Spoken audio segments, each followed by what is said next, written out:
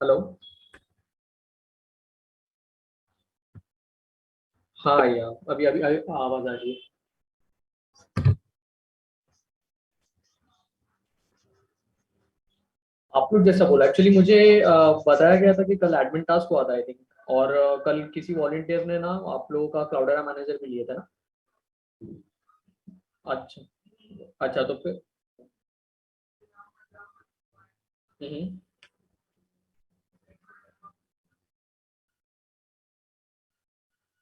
हम्म।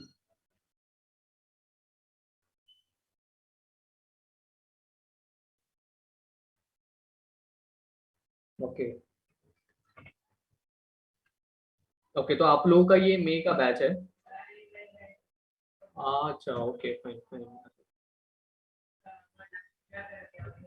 चलो ठीक है। ठीक है तो फिर एक काम करते हैं ना, थेरी ले लेते हैं। ठीक है। आप लोगों का तो अभी फिलहाल न्यू बैच है तो ईटीएल एंड ऑल जो भी थेरोटिकल पार्ट है ना वो समझ लेंगे हम लोग, है ना। तो हाँ ठीक है। तो मैं आप लोगों को है ना, अगर आपको ऐसे कोई क्वेश्चन आंसर कुछ होंगे क्वेश्चन तो आप डायरेक्टली पूछ भी सकते हैं, ऐसे क्यू एन ए कर लेंगे या फिर मैं डायरेक्टली थेरी भी पढ़ा सकता हूँ जैसा आप ठीक समझ।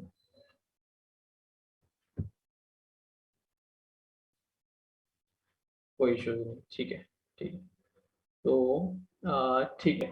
तो बेसिकली हडूप का जो इन्वायरमेंट जो बताया ना आप लोगों को, जिसके अंदर हम लोग को ये सारी चीजें कि जैसे कि हम लोग का ईटीएल बताया और ईएलटी वाली जो भी चीजें है। तो बेसिकली ना हम लोग स्टार्ट करते हैं कि हडूप से समझ लेंगे कि इसका मेन कॉन्फ़िगरेशन क्या है और इसका आर्किटेक्चर क्या है। हडूप का आर्किटेक्चर भी समझ लेंगे। जान का आर्किटेक्चर क्या है वो मैं आपको बता दूंगा। तो जिससे एक पूरा एक ओवरव्यू हो जाएगा और जो पिछला रिवीजन है वो भी हो जाएगा आप लोगों का। ओके। तो स्टार्ट करते हैं हम लोग इसके हडूप से। ठीक है। तो बेसिकली हडूप क्या है ना, हडूप एक अपना टूल है जो कि बिग डेटा टूल है, जो अभी मार्केट में बहुत ज्यादा अभी भी है, प्रोग्रेस में है। उसके ऊपर सारी चीजें अभी डिसाइड हो रही है, जैसे कि टेक्नोलॉजीज आ रही है, जैसे स्पार्क हो गया, काफका हो गया। ठीक है। तो ये सारी चीजें उसके अंदर आ रही है। एंड देन अभी रिसेंटली इसमें AWS भी जो क्लाउड है, जैसे एज इन हम लोग को अभी फिलहाल क्या हो गया ना, हम लोग को अपडेट करना पड़ रहा है। ठीक है। तो हम लोग को बिग डेटा के ऊपर जैसे क्लाउड की जो भी कंसेप्ट है थोड़े हम लोग को वैसे पढ़ना पड़ रहा है। अभी आप लोग को भी सिलेबस में आ गया है वो जो भी कंसेप्ट है। ठीक है। तो हाँ राइट, जो प्रसाद बोल रहे हैं ना कि वेयर हाउसिंग के बारे में जो बताया। तो वेयर हाउसिंग के बारे में ही इसके अंदर पहले स्टार्टिंग में बेस हम आप लोगों को वो लोग लेंगे, देन उसके बाद धीरे धीरे क्लाउड के कंसेप्ट पर मूव करेंगे। थोड़े से स्पार्क के होंगे एंड इट्स एन मतलब बहुत ज्यादा उसमें आगे चीजें प्रोसेस है। ठीक है। सो एक सेकंड का आना पार्टिसिपेट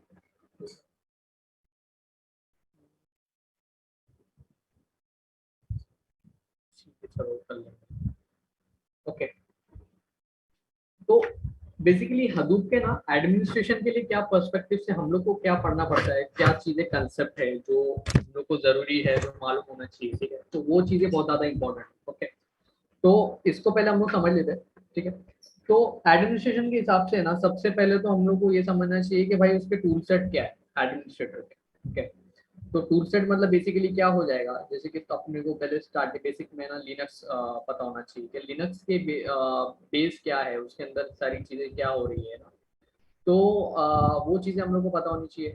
देन उसके बाद ये है अपना जैसे कि थोड़ा सा हम लोग को अ, जैसे कि अगर आपको प्रोग्रामिंग थोड़ा सा अगर आता है तो इट्स वेल एंड गुड, वो चीजें भी उसमें हो जाती है। नेक्स्ट थिंग उसके बाद क्या होता है ना कि टूल सेट के अंदर हम लोग का ये आ जाता है, जैसे कि क्लाउडेरा मैनेजर है। ये आगे भी आप लोगों को आने वाला है कि क्लाउडेरा मैनेजर में बेसिकली क्या हो रहा है, उसके अंदर एंटरप्राइज का हदूद क्या है, ओपन सोर्स हदूद क्या है। ठीक है। तो दो चीजें, दो डिफरेंस समझ लेते हैं एंटरप्राइज और ओपन सोर्स के बारे में। ओके। तो एंटरप्राइज बेसिकली क्या होता है ना, उसके अंदर एक सेकंड में आपको ये स्क्रीन शेयर कर देता हूँ, बताता हूँ।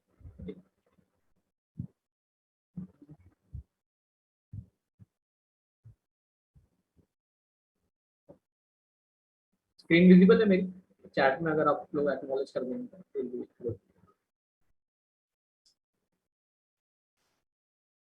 ओके। ठीक है। तो देखो, दो चीजें हैं। एक होती है आप लोगों को अगर वेयर हाउसिंग में, अगर सर ने सेशन में किया होगा कल पता होगा कि इसके अंदर जो भी वेयर हाउसिंग में आता है, एक तो पहले हदूप का एक आता है ओपन सोर्स, ठीक है। तो मैं ये कर रहा हूँ।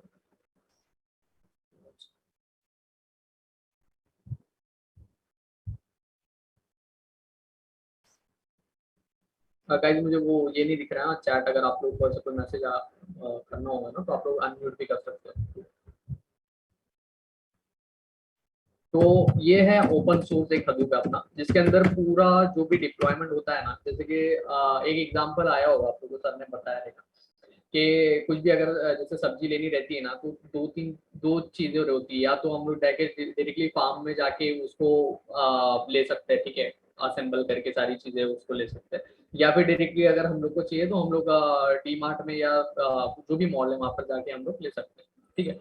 तो ये जो चीजें है ना, इसके अंदर दो चीजें ये है कि ओपन सोर्स के अंदर कैसा है कि हम लोग को सारी चीजें असेंबल करके पूरा अपने को एक लाइक पूरा कॉन्फ़िगरेशन करना पड़ता है। बट एंटरप्राइज में कैसा है, हम लोग को on the platter, on the plate हम लोग को ये चीजें लोग दे देते हैं, ठीक है, आप ये लोग ये ले लो कि भाई एंटरप्राइज का हम लोग का वर्कलोड कम हो जाए। तो जैसे क्लाउडेरा मैनेजर एक एंटरप्राइज है जो हदूप का डिस्ट्रीब्यूशन, सीडीएच जिसको बोलते हैं, क्लाउडेरा डिस्ट्रीब्यूटेड हदूप। तो ये हदूप की जितने भी कंपोनेंट्स है आप लोग को इजी करके दे रहा है।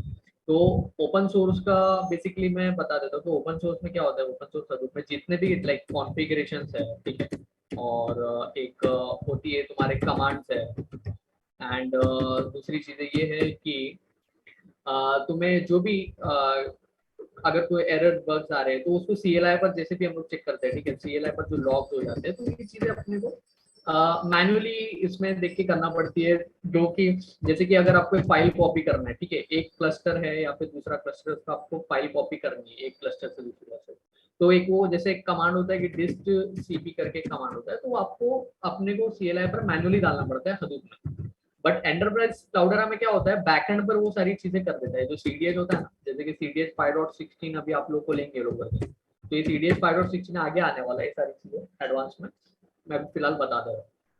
तो ये सीडीएच 5.16 है ना, इसके अंदर आप लोगों को जैसे कि कमांड्स हो गए, ठीक है, तो वो सारी चीजें ये बैकएंड पर कर देगा। अपने को सिर्फ क्या करना है, बस एक मतलब एक क्लिक क्लिक करके बता देनी चीजें कि भाई जो भी चीजें मतलब परफॉर्म कर रहे हैं, तो वो बैकएंड पर हम लोग ऐसे जीयूआई पर चेक कर सकते हैं उसको। तो ये मेन डिफरेंस है एंटरप्राइज और ओपन सोर्स का। एंड उसमें नेक्स्ट चीज जो है हम लोग की एडमिनिस्ट्रेटर पर्सपेक्टिव से जो आर्किटेक्चर जो समझने होते हैं हम लोग, ठीक है, हाई अवेलेबिलिटी का जो भी फीचर होता है, ये सारी चीजें क्या होती है। और मेजर डिफरेंस में ये बता देता हूँ कि हदूप वन और हदूप टू, ये जो दो डिफरेंस है, हदूप वन, ठीक है। तो हदूप वन के अंदर जो है वो अपने ये होता है जैसे कि मैप रिड्यूस एक बहुत फेमस है वर्जन हदूप वन के अंदर, मैप रिड्यूस है, इसके अंदर दो कंपोनेंट्स मेनली है, एक है जॉब ट्रैकर और एक है टास्क ट्रैकर। तो ये चीजें के ऊपर पूरा मैपार का जो सिस्टम था, उसमें मैपार को प्रोसेसिंग के लिए और रिसोर्स एलोकेशन के लिए दो चीजें होती है, एक होता है तुम्हारा प्रोसेसिंग, ठीक है, और एक होता है रिसोर्स एलोकेशन। तो मैप रिड्यूस के अंदर जो है ना, ये प्रोसेसिंग और रिसोर्स एलोकेशन ये दोनों मैप रिड्यूस को ही करना पड़ रहा है हदूप वन के अंदर। So it was a bit tedious. It was a bit of extra workload on the MapReduce. So basically उसके अंदर फिर क्या हुआ, ये लोग ने एक चीज निकाली कि भाई ठीक है, हडूप का एक वर्जन अपडेट कर देते हैं, हडूप वर्जन, हडूप वर्जन 2 के अंदर क्या है ना, 2 के आगे जितने भी वर्जन है, और ये चीज भी है कि अर्लियर जो हडूप 1 है वो ऑब्सोलीट हो चुका है, ठीक है। बट आई थिंक आप लोगों का जो टास्क लिया है जो वेयर हाउसिंग का, या फिर जो भी अभी प्रैक्टिकल्स आने वाले हैं ना आगे, तो उसके अंदर जो फ्लूम होगा और जो भी सारी चीजें होंगी, तो थोड़ा सा हडूप 1 के ऊपर वो लोग स्टार्टिंग में बताएंगे कि ये कॉन्फ़िगरेशन क्यों है, क्योंकि जो बेसिक कॉन्फ़िगरेशन है, तो वो हम लोग को समझना चाहिए ना। जैसे स्कूल में भी हम लोग करते हैं भाई, A for apple B for ball करके स्टार्ट होती है सारी चीजें, junior KG nursery school. So ये बेस जो है वो आप लोग को समझना चाहिए कि इसके अंदर क्या कॉन्फ़िगरेशन आ रही है, प्लूम क्या है और स्कूप का कॉन्फ़िगरेशन कैसे होता है। तो ये सारी चीजें हडूप 1 के अंदर प्रैक्टिकली ले लेंगे। हडूप 2 के अंदर जो है अभी एडवांस हो गया है, जो हडूप 1 पर हम लोग का काम नहीं होता वो टेक्निकली ऑब्सोलीट है, बट उसके जो बेस जो उसके जितने भी कंपोनेंट्स है वो हम लोग को समझना चाहिए, जो इनसाइड आउट जो क्या चलता है मेन हडूप के अंदर बेस लेवल पर, तो वो समझना चाहिए। तो इसलिए वो सारी चीजें का प्रैक्टिकल होगा और उसमें बहुत सारे डाउट्स भी क्लियर हो जाएंगे, ठीक है। पर हडूप वर्जन 2 के अंदर है ना, सबसे बड़ा जो आया है वो आया है, एक तो एचडीएफएस तो है ही पहले से, 1 में भी एचडीएफएस है और 2 में भी एचडीएफएस है, बट हडूप वर्जन 2 में यान आ गया, ठीक है। Just second.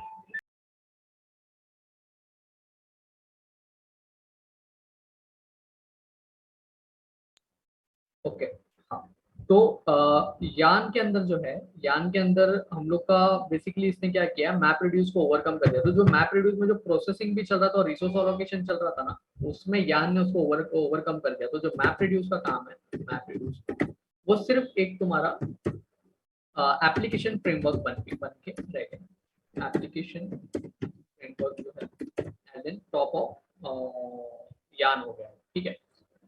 सो उसके बाद जो भी सारी चीजें हो रही है ना एप्लीकेशन फ्रेमवर्क पे, तो वो मैपार जो है एज अ प्रोसेसिंग ही करने वाला है सर। एंड देन उसके बाद यान पर जो काम होगा, यान पे दो काम होते हैं, जो जॉब ट्रैकर और टास्क ट्रैकर का काम था ना, एक होता है रिसोर्स एलोकेशन, एक होता है टास्क शेड्यूल।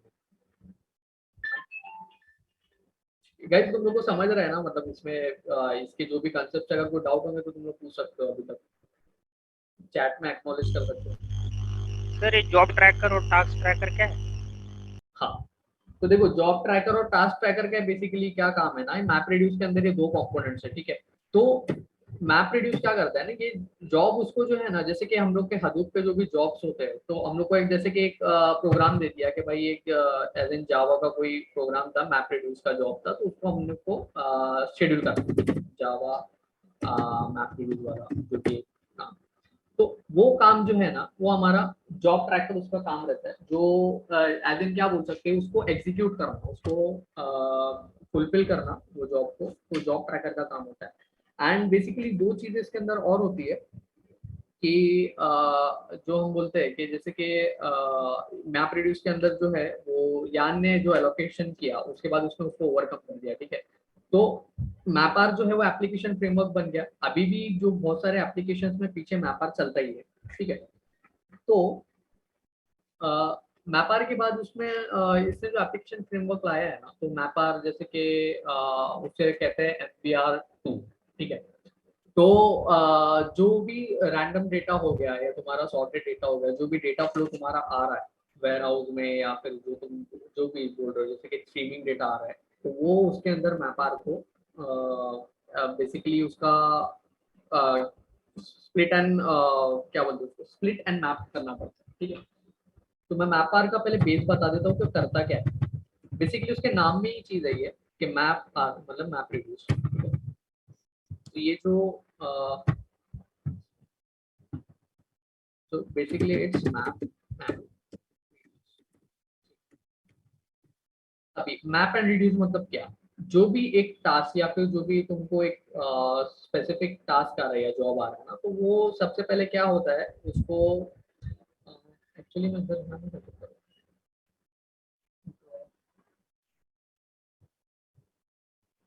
हाँ, तो ये जो चीज है ना, अभी समझो एक डेटा आ रहा है, ठीक है, ये यहाँ से एक आ गया, यहाँ से एक आ गया, ये डेटा आ रहा है, ठीक है, ये स्ट्रीमिंग डेटा होगा, समझ लो। तो अब इसके अंदर जो कॉन्फ़िगरेशन हो रहा है, ये जो ETL हो रहा है यहाँ पे, ठीक है, ये जो ETL हो रहा है, तो हैंड राइटिंग समझ लो बस। सो ETL जो भी प्रोसेस हो रहा है ना, उसके अंदर ये कैसा होता है, ये जो हदूप है ना तुम्हारा, अभी वर्जन 1 के अंदर कैसा हुआ है, ये समझो ये ज्ञान। चलो ठीक है, इस पर यूज करते हैं।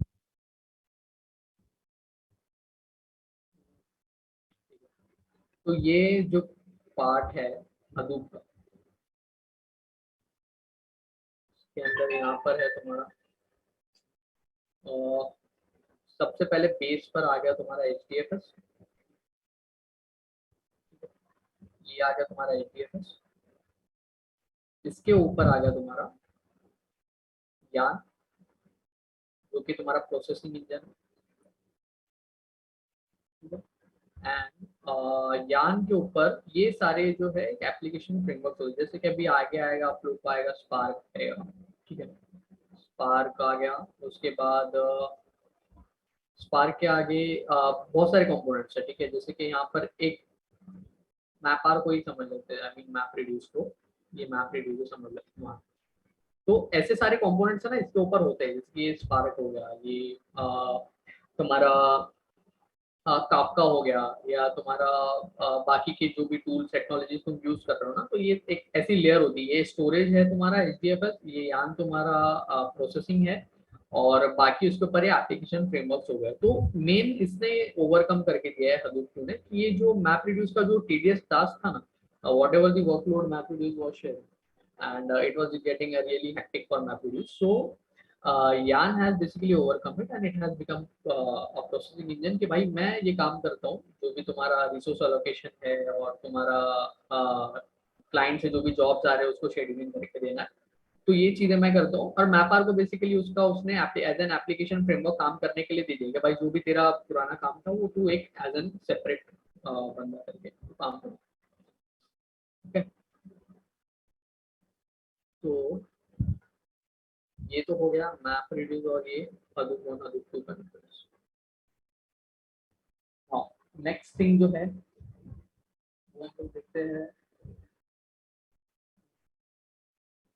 ETL।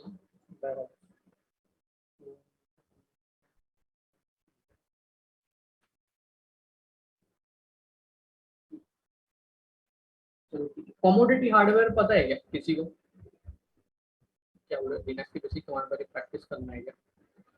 नहीं उलास उलास भाई, नहीं लिनक्स के जो देखो बेसिक कमांड्स पर बेस एज एन बेस तुम उसको पहले पक्का कर लो, एंड देन अगर उसके आगे भी तुम प्रैक्टिस करते हो ना तो it's all well and good, मतलब उसमें कोई इशू नहीं है। तुम अगर जैसे कि थोड़े से और डीप कॉन्सेप्ट्स है लिनक्स के जो तुम अगर प्रैक्टिस कर सकते हो, बट हमको करना उतना ही है जितना हम लोग का काम एज एन एडमिन हम लोग को काम आना चाहिए लिनक्स का, राइट।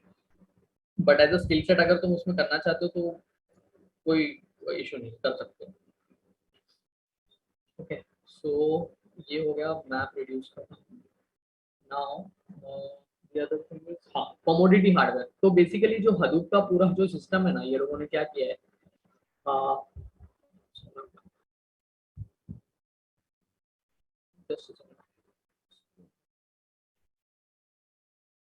ठीक है। तो ये जो कमोडिटी हार्डवेयर का जो ये लोगों ने काम निकाला है, ठीक है, हार्डवेयर, तो ये जो उसका पूरा रिलायबिलिटी ना इसके ऊपर ही है। मतलब क्या होता था पहले के कंप्यूटर्स में क्या होता था ना, इसके अंदर ये होती थी सारी चीजें, जैसे कि एक सुपर कंप्यूटर, वो लोग सुपर कंप्यूटर पे काम करते थे, जैसे कि ये जो एक सुपर कंप्यूटर है, तो जब भी एक एक्स्ट्रा वर्कलोड आता था ना तो वो लोग क्या करते थे उसको वर्टिकली वर्टिकली उसको अपग्रेड करते थे, वर्टिकली अपग्रेडेशन। तो इसके अंदर क्या होता था, जो जैसे कि समझ लो अगर उसका रैम 8 GB है, ठीक है, सपोज अगर 8 GB रैम है मशीन का, 8 GB ऑफ रैम, तो उन्होंने क्या कर दिया उसको 16 GB कर दिया, ठीक है, एंड देन उसको आगे कुछ काम आया तो उसको 32 GB कर दिया, सपोज 32 GB। तो क्या हो रहा है ना, इसमें एक ही मशीन को वो लोग बार बार पूरी चीजें एज एन अर्लियर स्टेजेस में वो सुपर कंप्यूटर पे काम करके एक्सपांड करते थे। हडूप ने क्या किया, डक कटिंग ने जो उसको बनाया ना टेक्नोलॉजी, तो उसने क्या किया, उसने बोला कि भाई इतना सब वर्क में नहीं पड़ते, उससे बेटर है कि हम लोग क्या करते हैं ना, हम लोग सबसे बेटर है कि ये कर लेंगे, कमोडिटी हार्डवेयर का सिस्टम लेके आएंगे, जिसके अंदर क्या होगा कि नॉर्मल कंप्यूटर जो भी हमारे समझ लो एक नॉर्मल सिस्टम है, ठीक है, सो एक नॉर्मल एक एक सिस्टम है जिसका कॉस्ट ऑफ रेट है, ठीक है, कॉस्ट ऑफ रेट जो है इज लो, ठीक है, लो कॉस्ट वाले जो तुम्हारे कंप्यूटर्स है जिसका इतना ज्यादा एज इन एक्सपेंसिव नहीं पड़ेगा और ज्यादा उसका खर्चा नहीं आएगा, तो वो कमोडिटी हार्डवेयर को हम लोग डिस्ट्रीब्यूटेड फैशन में यूज कर लेंगे। तो बहुत सारे कमोडिटी हार्डवेयर है, बहुत सारे कंप्यूटर्स है जो अभी एज इन हडूप में यूज हो रहे हैं, राइट। तो एज ए डेटा नोड हम लोग उसको यूज कर सकते हैं कमोडिटी हार्डवेयर को। तो इससे क्या हो गया ना, सबसे पहले तो सुपर कंप्यूटर का जो अपना सिस्टम था वो चीजें खत्म हो गई। वो सुपर कंप्यूटर वाली जो issues थे, जो उसके demerits थे, and whatever the disadvantages were there, so it were overcome by the commodity hardware, and it was due to the Hadoop ecosystem. Okay, now so ठीक है, commodity hardware तो समझ गया, and now commodity hardware is distributed, right? If one commodity hardware is failed, or whatever, if you can say one node in the cluster has failed, then there is no issue. We can replicate the data to somewhere else, and there is no, you know, like a limitation to the uh, commodity hardware that we can use in an Hadoop ecosystem. Fine. So एक इसका advantage ये हो गया commodity hardware का। Now उसके अंदर क्या होता है, कमोडिटी हार्डवेयर के अंदर है ना, एक जैसे कि तुम्हारे रैक्स होते हैं, ठीक है। हम लोग का जो कवर्ड होता है ना शेल्फ, तो शेल्फ के अंदर कैसे हम लोग का एक कवर्ड है, एज एन उसको समझ लो एक रैक है, ठीक है। उस रैक के अंदर जैसे कि एक हम लोग का प्लाई लगे रहते हैं ना, ड्रॉवर होता है, एंड वो पूरे एक 1 2 3 लेवल्स में जो प्लाई लगे रहते हैं, तो वो जो प्लाई है ना, उसको तुम समझ लो डेटा नोड से। तो एक रैक के अंदर सारे हमने डेटा नोड्स डाल दिए। मैं काम करता हूँ, डेल का देखता हूँ, मेरे लोड नहीं होता, ठीक है। तो बेयर मेटल जिसको बोलते हैं, बेयर मेटल इन्वायरमेंट में क्या होता था, बेयर मेटल इन्वायरमेंट में तुम लोग का ये एक रैक्स होते हैं। तो ये रैक्स के अंदर है ना नोड्स होते हैं, और वो नोड्स कितने होते हैं, नोड्स कितने होते हैं, वो होते हैं 6 to 64 नोड्स उसके अंदर ऑन एवरेज होते हैं एक रैक में, ठीक है। And these all the racks are connected using a network switch है ना, कमोडिटी हार्डवेयर होते हैं। मतलब एक जितने भी एक रैक्स है, वो बेयर मेटल एनवायरनमेंट की मैं बात कर रहा हूँ, उसके अंदर 6 to 64 नोड्स होते हैं जो तुम्हारे एक नेटवर्क स्विच से कनेक्टेड होते हैं, ठीक है। सो वैसा समझ लो।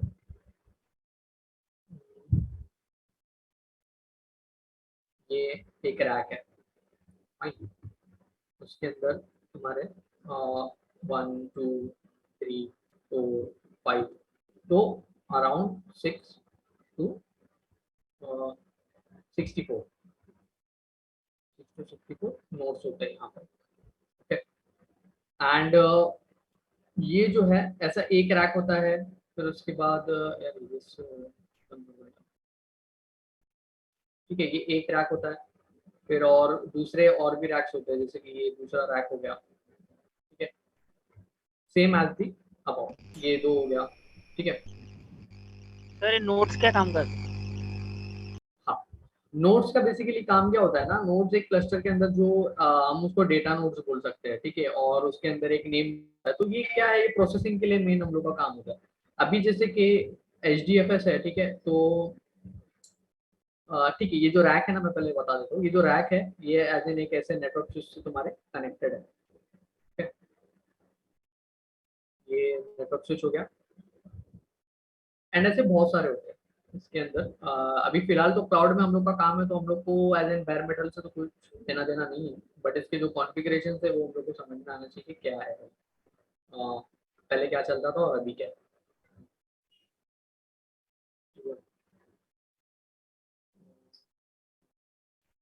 सब यूज करना, ठीक है, इसको कट कर दो।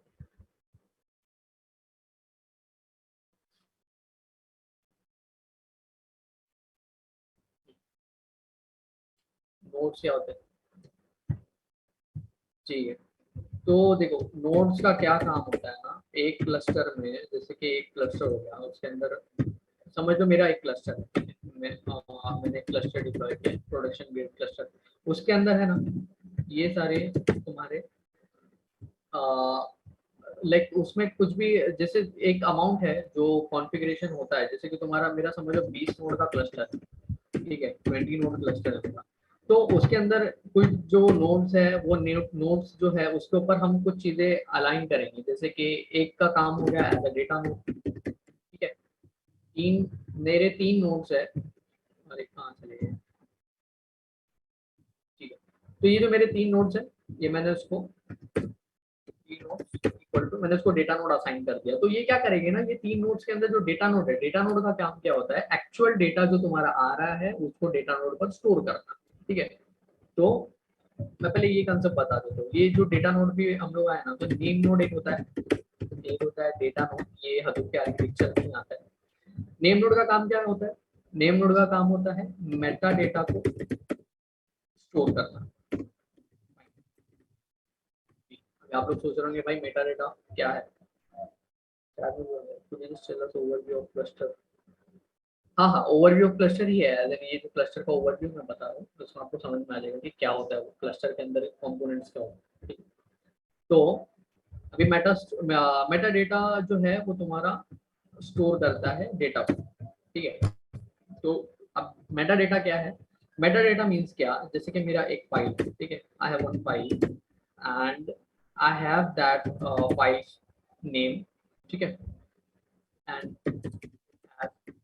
राइट, उसका एक नेम होगा, name also location, file location क्या है, and like all the attributes, right? So you can say it has all the attributes, basic attributes of the file. तो ये होता है मेटा डेटा के अभी जैसे कि मेरे पास अभी नेम नोड है, उसके पास मेटा डेटा स्टोर्ड है, राइट। तो जब भी क्लाइंट होता है ना, तो ये क्या करेगा क्लाइंट, वो सबसे पहले ना डेटा नोड से डायरेक्टली एक्सेस नहीं करने वाला। जैसे कि मैं आपको एग्जांपल देता हूँ, घर में अपने मम्मी लोग है ना, वो कबर्ड के अंदर जो भी सामान है, तो वो उनको ज्यादा नॉलेज होती है कि वो उन्होंने कहाँ पर रखी है चीजें, ठीक है। तो जैसे कि मुझे कोई चीज अगर समझ लो मिल नहीं रही है, या फिर कोई चीज है जैसे कि मुझे नहीं पता, मैं फर्स्ट टाइम जा रहा हूँ, मुझे बस इतना चाहिए कि भाई ये मेरे जो शूज है वो शूज कहाँ पर है, ठीक है। तो मैं डायरेक्टली, मेरे पास अगर शू का शेल्फ है तो मैं उसके अंदर इतना जाके बहुत सारे, अगर समझ लो उसके अंदर शूज है, बहुत सारे घर वालों के शूज है या फिर जो भी सामान है, तो मैं डायरेक्टली वहां से एक्सेस नहीं करने वाला। मैं क्या पूछूंगा, मैं बोलूंगा मम्मी ये मेरा ये जो शूज था, मुझे इसका लोकेशन चाहिए और ये कहाँ पर रखा है मुझे बता दो। तो मम्मी के पास उसका मेटा डेटा है, ठीक है। मेटा डेटा मीन्स क्या, कि वो कौन सा शूज है भाई, ब्लू कलर का शूज है, और ओके ये वो उन्होंने बता दिया कि ठीक है इस शेल्फ में इस रैक पर वो शूज है, तो तुम वहां से उसको लो। तो बेसिकली वैसे ही काम होता है हडूप के अंदर, इतना कुछ उसमें कॉम्प्लिकेटेड चीजें नहीं है, इट्स इजी, ठीक है। मेटा डेटा, हाँ बस वही बताता हूँ। तो मेटा डेटा बेसिकली क्या है ना, ये जैसा मैंने बोला ना कि ये Meta data stores data of file, sorry data of a file, actual data store नहीं करता है, data of a file. And मेरे पास वन फाइल है और उसके अंदर नेम लोकेशन है, तो नेम नोड के पास वो सारी चीजें उसकी स्टोर्ड है नेम नोड के पास। और जो एक्चुअल डेटा है डेटा नोड, सो जो डेटा नोड है इट कंटेन्स एक्चुअल डेटा,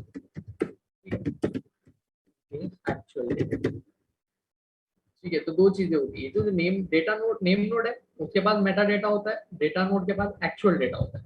सो क्या होगा, मैं डायग्रामेटिकली बता दूंगा इसके अंदर इसका आर्किटेक्चर में वर्क कैसे होता है। तो देखो,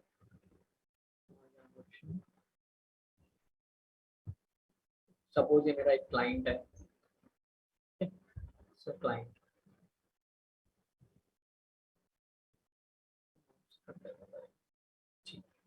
तो ये क्लाइंट है। क्लाइंट को है ना एक डेटा एक्सेस करना है, ठीक है। उसको कोई जो भी एक पर्टिकुलर फाइल है उसको एक्सेस करनी है, तो ये डेटा है, ठीक है। क्लाइंट को डेटा एक्सेस करना है। नाउ वो क्या करेगा, क्लाइंट जो है वो जाएगा इनके पास, फर्स्ट ऑफ ऑल वो नेम नोड से कनेक्ट करेगा एनएन, ठीक है। It's called NN in short, name node. And then name node जो है वो लोकेशन बताएगा, locates locates the locates data, ठीक है। कहाँ पर है वो नेम नोड का, नेम नोड के बाद मेटा डेटा है वो वहां से एक्सेस करेगा, एंड और बताएगा ठीक है भाई ये जो डेटा नोड थे, ये एक्चुअल डेटा ये डीएन है, ठीक है, ये डेटा नोड है, ये डेटा नोड 2 है, so on and so fourth. So basically what it does is, यहाँ पर जो डेटा नोड्स है ना, क्लाइंट ने मेटा डेटा मांग लिया नेम नोड के बाद, उसने उसको लोकेट कर दिया कि हाँ यहाँ पर इस डेटा नोड पर है, and then client will go directly and then access that actual data. Okay, तो एज इन ये काम करता है तुम्हारा हदूप इकोसिस्टम। मतलब ये तुम्हारा बेसिकली हदूप का, तुम उसको बेस आर्किटेक्चर भी समझ सकते हो, नेम नोड और डेटा नोड्स क्या होते हैं और बाकी चीजें उसके अंदर क्या होती है। तो ये सारी चीजें, ठीक है। नाउ क्लस्टर जो है, पहले क्लस्टर भी हम लोग समझ लेते हैं। अब लोग क्लस्टर का भी बारे में मैं बता देता हूँ कि क्या नॉलेज उसकी क्या चीज होती है। Okay? तो हम्म, कैसे करना था?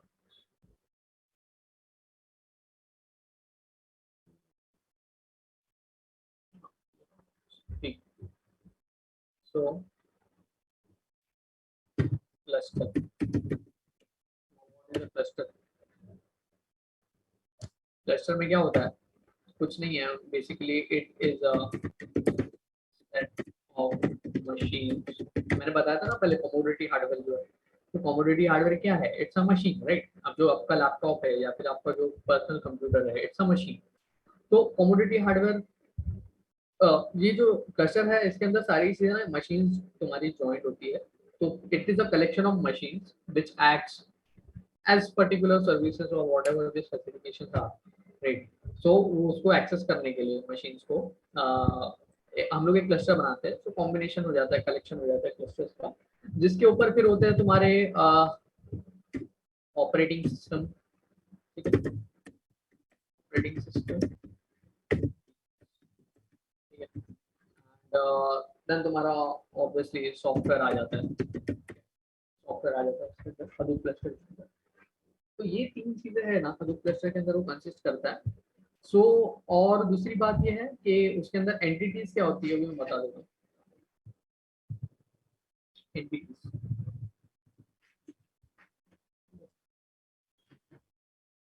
सो coming to the cluster entities.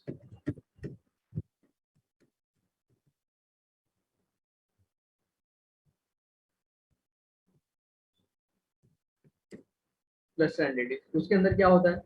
Servers होते हैं कुछ, जैसे मास्टर नोड सर्वर हो गया।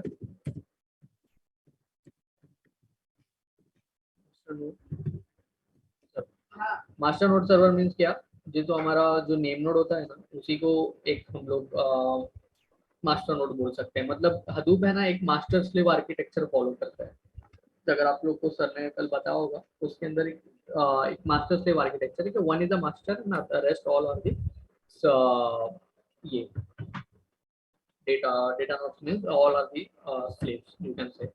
So name node is considered as the master, and the data nodes are considered as the like slave, as in a specific configuration. बहुत सारे Hadoop में, जैसे हडूप 2 या फिर जो भी डिप्लॉयमेंट होता है, तो हम लोग को कभी कभी हम अगर 3 नोड का क्लस्टर डिप्लॉय कर रहे हैं, so we will have to mention in the slaves configuration file. एक फाइल होती है, ठीक है, एक मास्टर कॉन्फ़िगरेशन फाइल होती है, एक स्लेव्स कॉन्फ़िगरेशन फाइल होती है।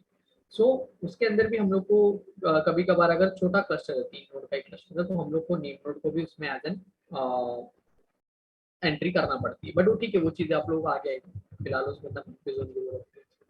सो मास्टर नोड का जो सर्वर है ना, उसके अंदर जैसे मैंने बोला नेम नोड है, ठीक है, और जो की हडूप फ्रेमवर्क्स है वो उसके ऊपर रन करेंगे, ठीक है। तो की हडूप फ्रेमवर्क्स हमारे जैसे यान हो गया, एचडीएफएस है, ये सारी चीजें। हाँ, एज सर्वर भी होते हैं उसके अंदर, एक से या एक से ज्यादा भी एज सर्वर भी होते हैं, ठीक है, जो एक्सेस करते हैं हडूप के क्लस्टर को, ठीक है। जैसे बाहर से अगर कोई गेटवे है, बेसिकली एज सर्वर को हम गेटवे बोल सकते हैं, कुछ गेटवेज होते हैं वो उसके अंदर आते हैं। सो गेटवे बेसिकली क्या होता है, एक जैसे कि हम लोग के घर के आगे होता है ना, कि एक गेट से कोई बंदा अगर एक्सेस कर रहा है, हमने बाकी की सारी रेस्ट्रिक्शंस लगा रखे हैं, बट वहीं से ही वो एक्सेस करना चाहिए वो बंदा, गेटवे से, अगर कोई थर्ड पार्टी बंदा आ रहा है। सो गेटवे गेटवे होते हैं हम लोग के क्लस्टर के अंदर, ठीक है। और गेटवे को बेसिकली हम एज सर्वर भी बोल सकते हैं। नहीं करता। फाइन। सो उसके बाद उसके अंदर हम लोग के पास होता है क्लस्टर में डेटाबेस भी होता है। Database which is most commonly we use MySQL database for storing। ठीक है, तो ये जो डेटाबेस होता है MySQL का डेटाबेस है। और जो भी है जैसे कि हाइव स्कूप है तो उसकी HDFS है तो उसके मेटा डेटा के रेपो जो है वो स्टोर करते हैं एसक्यूएल के अंदर। ठीक है, MySQL के अंदर ये जो भी तुम्हारे कंपोनेंट्स है, हाइव हो गया, स्कूप हो गया, वो हो गया, इसका डेटा यहाँ पर एसक्यूएल में एज एन MySQL में हम लोग टेबल बना देते हैं। ठीक है, तो ये सारे यूजर्स के जैसे कि क्रिएट यूजर हाइव, हमने हाइव बना लिया, स्कूप बना लिया, फ्लूम बना लिया, तो एसक्यूएल में हम लोग स्टोर करते हैं। और उसके आगे है, आगे एक और एक कंपोनेंट है जो बाहर से AWS पे क्लाउड में यूज होता है, जैसे RDS बोलते हैं, रिलेशनल डेटाबेस सिस्टम। बट ठीक है, आप लोग फिलहाल तो MySQL पे काम करेंगे। RDS तो यू नो लाइक एक्सटर्नल चीज़ है, आप लोग को बहुत आगे है, फिलहाल उसके बारे में जानकर पाएंगे। ठीक है, और स्पेशल फ्रेमवर्क भी होते हैं क्लस्टर के अंदर। फ्रेमवर्क है, डेडिकेटेड स्पेशल फ्रेमवर्क रहते हैं, जिसको हम स्पेशल फ्रेमवर्क बोलते हैं। उसके अंदर एक कंपोनेंट होता है काफका। ये एक जैसे डेटा आ रहा है ना आपका रियल टाइम, तो उसको फेच करने के लिए होता है काफका। सो ऐसे फ्रेमवर्क से रहता है, special framework. So that's it, cluster के अंदर ये चीजें होती है। तो किसी ने भी अगर आपको पूछा कि व्हाट इज द क्लस्टर, तो आप लोगों को बोलना है कि it is a set of machines, or it is a combination of machines in which we have like these entities. If we asked, or if she asked that what are the entities or what are the attributes that you are using, so you can say that yeah, we have like one database to store metadata repository. We have this special frameworks, we have this master node servers, and in which we have data nodes also accessing that. So ऐसे पूरा एक cluster, एक combination बनता है एक cluster का, set of collection of machines. ठीक है, ये समझिए। तो किसी को नींद आ रही है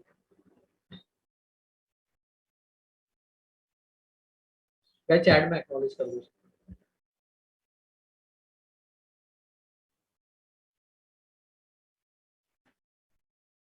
हेलो,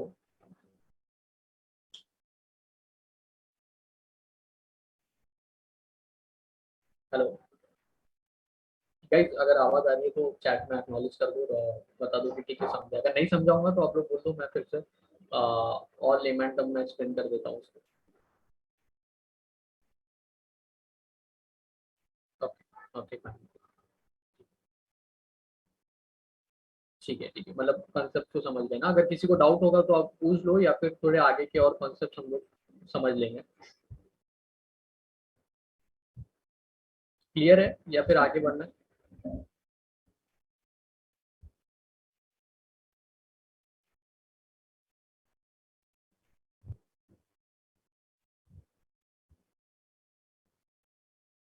रिपीट करना है? ओके, करण सिंह जी, आप मीन्स ये पूरी क्लस्टर के बारे में रिपीट करूँ या फिर पूरी सारी कंसेप्ट बता दूँ?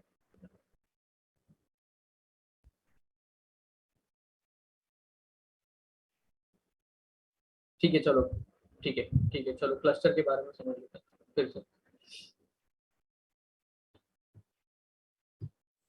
चैट में है क्या? ठीक है चलो, ठीक है रिपीट कर लो। देखो क्लस्टर जो है, यहाँ से कैसे बताओ यार, ड्राइंग करके बता दूँ क्या? ठीक, तो देखो ये एक क्लस्टर है, स्पेसिफिक क्लस्टर है जिसके अंदर सेट ऑफ मशीन्स है। ठीक है, ये एक है, दो है, तीन है, चार है, तो दीज आर ऑल इंटरकनेक्टेड। ठीक है, समझ लो ये ऐसे इंटरकनेक्टेड है, एंड इसके ऊपर सारी चीजें हैं, तुम्हारे टूल्स हैं, ऑल दैट स्टफ। फाइन।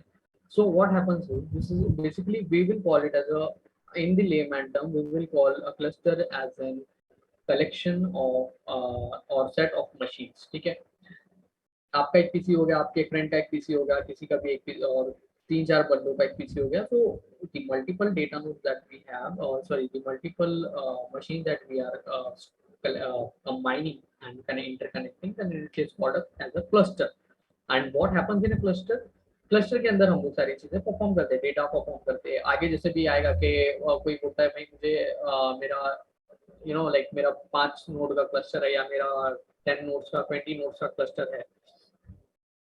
तो व्हाट आर नोड्स?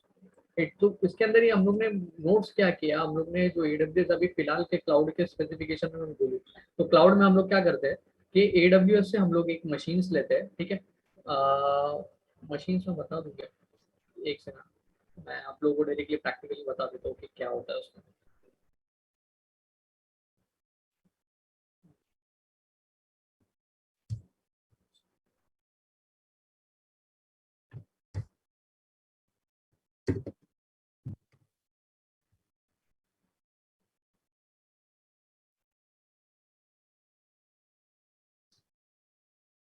क्रिएटिंग,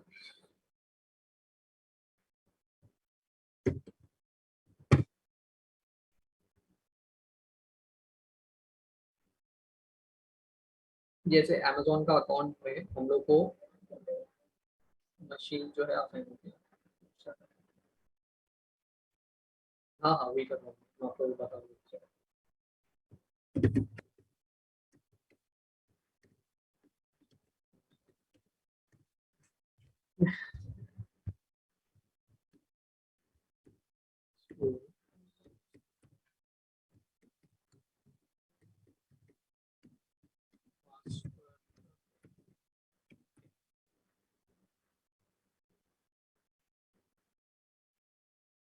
ये क्लाउड इन्वायरमेंट है.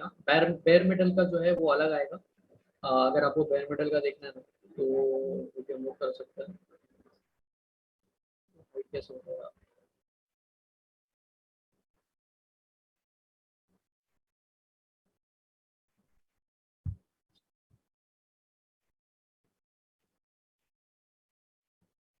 ठीक है,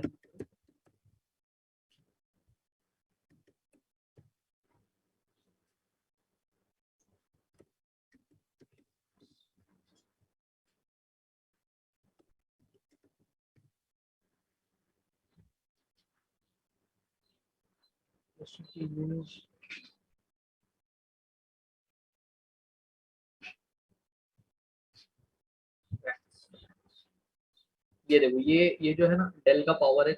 ये से रैक सर्वर रहते हैं जिसमें इंटेल Xeon 4210 दिया है, सेकंड जनरेशन 10 कोर. क्योंकि लोकली हम लोग जैसे 4 GB 6 GB पे काम करते हैं, बट अभी क्लाउड में जो मशीन है ना, ये लोगों ने directly 128 GB RAM, 64 GB RAM, इतने ये भी तो भी बेस लाइन है, और ऊपर भी है उसके जो भी कॉन्फ़िगरेशन के हिसाब से हम लोग यूज करते हैं. ठीक है, सो डेटा सेंटर के अंदर ये सारी चीजें as an on a high configuration, high level ये चीजें यूज होती है. तो ये समझ लो एज एन, एक ये रैक सर्वर है, ये डेल का, डेल ईएमसी का. नाउ और थे यार इसके अंदर. हाँ, ये देखो, ये बेयर मेटल है डेडिकेटेड, इसके अंदर ये ऐसे रैक्स है. और तो ये जो रैक्स है इसके अंदर नोट्स, डेटा नोट्स होती है आपको 6 to 64. ये छोटे रैक्स है, इसमें racks,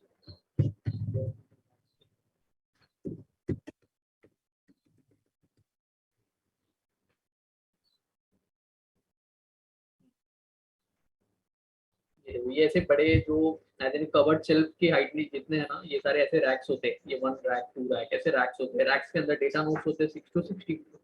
fine. So on average होता है वो, and it depends on cluster two cluster. ठीक है, तो ये बेसिकली एज अ फॉर्मेशन होता है क्लस्टर का. ये मैं बेयर मेटल इन्वायरमेंट का बता रहा हूँ. और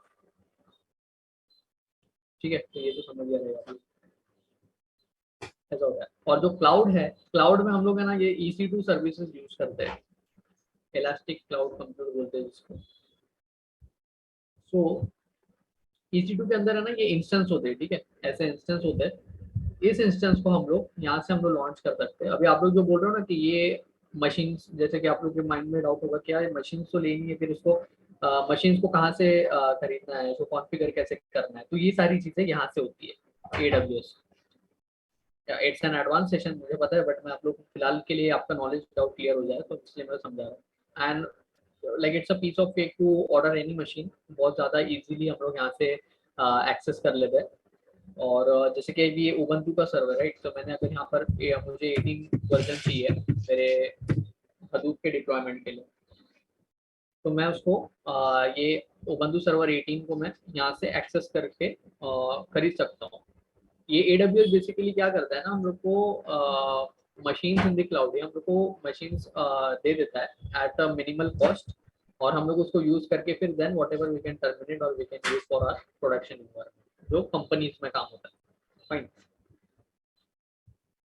तो बेसिकली यहाँ से हम ऐसे इसको एक्सेस कर लेते हैं कि अगर हम लोग को जैसे एज एन, अभी मैंने उसको सिलेक्ट कर दिया, ठीक है, तो मैं यहाँ से बताऊंगा कि भाई 3 इंस्टेंस चाहिए या 4 इंस्टेंस चाहिए, राइट, तो जो नंबर ऑफ इंस्टेंसेस है ना बेसिकली यही नोट्स है, ये जिसके मुझे 4 मशीन चाहिए तो मैंने इसको 4 कर लिया, राइट, एंड देन मैं उसको अपने क्लस्टर में ऐड कर सकता हूँ। ठीक है, तो प्रैक्टिकली देखा जाए तो ये होता है क्लस्टर का काम जो हम AWS से लेते हैं। आगे एक और क्लस्टर का मेन काम जो होता है वो हम लोग का CDH पर होता है, क्लाउडेरा मैनेजर पर। वो चीजें थोड़ी सी आप लोगों का भी आगे आएंगी, फिलहाल तो अभी थ्योरी चल रहा है, तो बहुत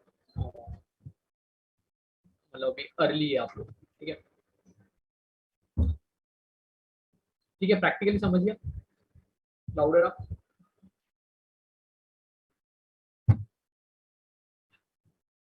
एक्नॉलेज करो चैट में। ओके, थैंक्स फॉर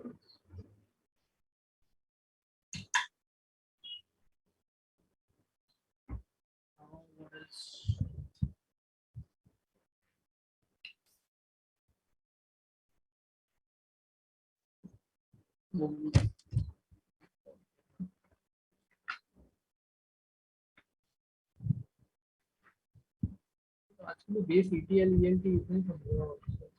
आप लोग और कुछ है, अगर क्वेश्चन होंगे तो आप लोग पूछ लो, और वी कैन मतलब वाइंड अप 1 आवर तो ही है। AWS में क्लस्टर बना सकते हैं। एक्चुअली AWS में क्या होता है ना, हम लोग मशीन्स ऑर्डर करते हैं, ठीक है, उसके लाइक कॉन्फ़िगरेशन है जो बहुत सारे, जिसके वो देता है Amazon, EKS देता है, राइट, तो हम लोग यहाँ से क्या करते हैं AWS से क्लाउड से हम लोग मशीन्स लेते हैं, ठीक है, सर्वर पर हम लोग वो मशीन्स असाइन कर लेते हैं। और हम लोग का मेन काम क्या होता है एज एन एडमिनिस्ट्रेटर, हम लोग अगर एंटरप्राइज हदूप, बहुत सारी कंपनी अभी एंटरप्राइज हदूप ही यूज कर रही है क्योंकि उन लोग का काम अभी इजी हो जाता है उससे। तो ओपन सोर्स को यूज नहीं करता, क्यों यूज नहीं करते, ओपन सोर्स प्रोडक्शन में बिल्कुल एज ए नो नो है, क्योंकि अगर आपने प्रोडक्शन में ओपन सोर्स को यूज कर लिया तो बेसिकली वो सारी चीजें उसकी, ओपन सोर्स का मतलब ये है कि सारी चीजें ओपन कॉन्फ़िगर्ड है। ठीक है, तो हम लोग को एक स्पेसिफिक कंपोनेंट यूज करना पड़ता है। ठीक है, तो एक जैसे कि बहुत सारे हैं, क्लाउडेरा का CDH है अभी फिलहाल, और उसके बाद अंबारी है, और ऐसी चीजें होती है, बट हम लोग एज इन एडमिनिस्ट्रेटर फिलहाल हम लोग का कोर्स में जो फोकस है वो क्लाउडेरा मैनेजर है। और फारूक भाई मैंने एक्चुअली वही बताया क्लस्टर, आप यहाँ पे देख सकते हैं, मैंने एक्सप्लेन किया है यहाँ पे। ठीक है, तो अ, हाँ, तो एंटरप्राइज हम लोग को यूज करना पड़ता है हडूप, उसके अंदर क्लाउडेरा मैनेजर पे हम लोग क्लस्टर बनाते हैं। क्लाउडेरा मैनेजर से हम लोग एज एन एक पूरी स्क्रिप्ट होती है, वो आप लोग को अभी आएगा आगे, उसके अंदर कॉन्फ़िगरेशन हम लोग को पहले AWS से हम लोग को बेसिकली मशीन लेना पड़ती है, वो मशीन को हम लोग को स्पेसिफिक असाइन करना पड़ता है कि ठीक है ये जो है तुम्हारा एक वेब सर्वर हो गया जहाँ पर GUI दिखेगा क्लाउडेरा का एक मशीन पे, फिर एक तुम्हारा डेटाबेस हो गया यहाँ पे SQL दिखेगा, एंड एक मशीन होगी जहाँ पर तुम्हारी ये है लाइक क्लाउडेरा मैनेजर SCM है वो डिप्लॉय किया हुआ है, तो बेसिकली ऐसे क्लस्टर बनता है। ठीक है, तो हाँ अगर आप बोलना चाहे कि क्लस्टर हम लोग AWS से डिप्लॉय कर सकते हैं क्या, तो उसको हम लोग ऐसा बोल सकते हैं कि AWS में क्लस्टर नहीं, हम लोग AWS से क्लस्टर बनाते हैं। फाइन, तो आई होप आई क्लियर हो रहा है। ठीक है, तो Any more questions? Or like we can wind up if you don't have any. MapReduce में cluster management होता है. पलाश नहीं पलाश भाई एक्चुअली MapReduce और cluster management एक्चुअली उसका ऐसा ऐसा संबंध नहीं है. MapReduce बेसिकली तुम्हारा एक एप्लीकेशन फ्रेमवर्क है, ठीक है. मैपार जिसका काम होता है कि कोई भी जॉब आया तो उसको उसका बेसिकली क्या होता है ना, MapReduce का प्रोसेसिंग स्पीड ज्यादा होता है, ठीक. तो मैप एंड रिड्यूस, तो एक टास्क आया, हमने उसको मैपिंग कर दिया, मतलब हमने उसको स्प्लिट किया, ठीक है. स्प्लिट करने के बाद हम लोगों ने उसको रिटर्न से रिड्यूस कर दिया एक स्पेशल फॉर्म में. तो क्या होता है, जैसे कि अभी आप एक काम, जैसे एक काम है specific and you are working on that. So if you split that task, that if you are doing an assignment or something, but if you split that task chapter wise, that okay, you give your friend one task and you give your another friend the other task, that yeah, you should complete this work. So basically you can map those tasks to the other guys, and then you can reduce and form into a one single entity. So basically it is map reduce. तो map reduce का मतलब वो होता है कि तुमने उसको एक टास्क को स्प्लिट करके मैप कर दिया, देन तुमने उसके बाद उसको रिड्यूस कर दिया.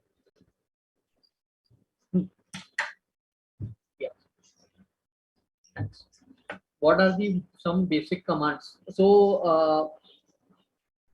important commands are fine. ठीक है. Linux से important जो commands है ना, एक्चुअली यार उस पर पूरा Linux से एक सेशन देना पड़ेगा. Linux का सेशन हम लोग करते हैं, उस पे मतलब पूरा ही समझ लेंगे क्या होता है Linux से कमांड्स क्या होते हैं, डायरेक्टरी कैसे बनाते हैं ना. बट फिर भी चलो मैं आपको बोल रहा हूँ.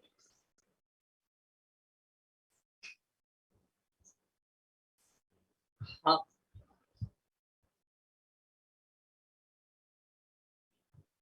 अच्छा अच्छा. हाँ लिनक्स के देखो कमांड्स भी बहुत सारे हैं, कुछ उसकी चीजें भी है, बट वो मतलब उसमें अगर हम डीप में गए ना तो और 1 घंटा चला जाएगा, 1 घंटा चला जाएगा. Actually I am just running out of time, but मैं आप लोगों को चलो लिनक्स के कमांड्स बता देता हूँ, जैसे कि आप लोग को पता होगा कि डायरेक्टरी कैसे बनाते हैं एंड फ्रीक्वेंटली यूज ना. So when we launch Linux machine, default user will create a home directory. Okay, if we create directory HOD equal to me directory, then user will create. नहीं उल्लास भाई actually मुझे ये नहीं समझा. HOD equal to me directory, then user will create.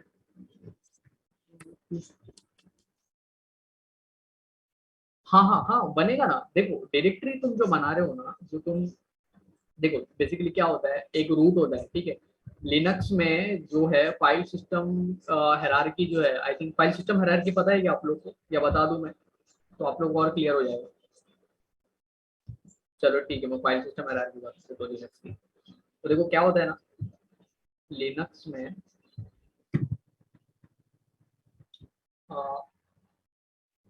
पास है क्या वो,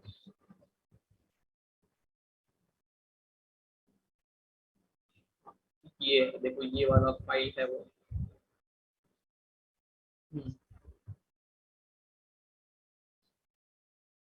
great. ठीक है, अभी यहाँ से ना आप लोग एकदम समझ में आ जाए. तो लिनक्स समझा देता हूँ मैं. हाँ ये जो स्लैश बोल रहे हो ना आप बेसिकली, वो स्लैश मतलब कैसा होता है, ग्रैंडफादर होते हो, परदादा. तो लिनक्स क्या है बेसिकली, लिनक्स एक कर्नल है. ओके. एंड लिनक्स जो है वो बनाया था इसने लिनस टॉरवाल्ड्स ने, ओपन सोर्स प्रोजेक्ट बनाया था, ठीक है. उतना हिस्ट्री में जाने की जरूरत नहीं अपने. तो ये जो स्लैश है, स्लैश मतलब समझ लो एकदम टॉप प्रायोरिटी, टॉप वाला बंदा. यहाँ से ही सारी चीजें एब्सोल्यूट स्टार्ट होती है. फाइन. आवाज नहीं आ रही है मेरी गाइस? हेलो.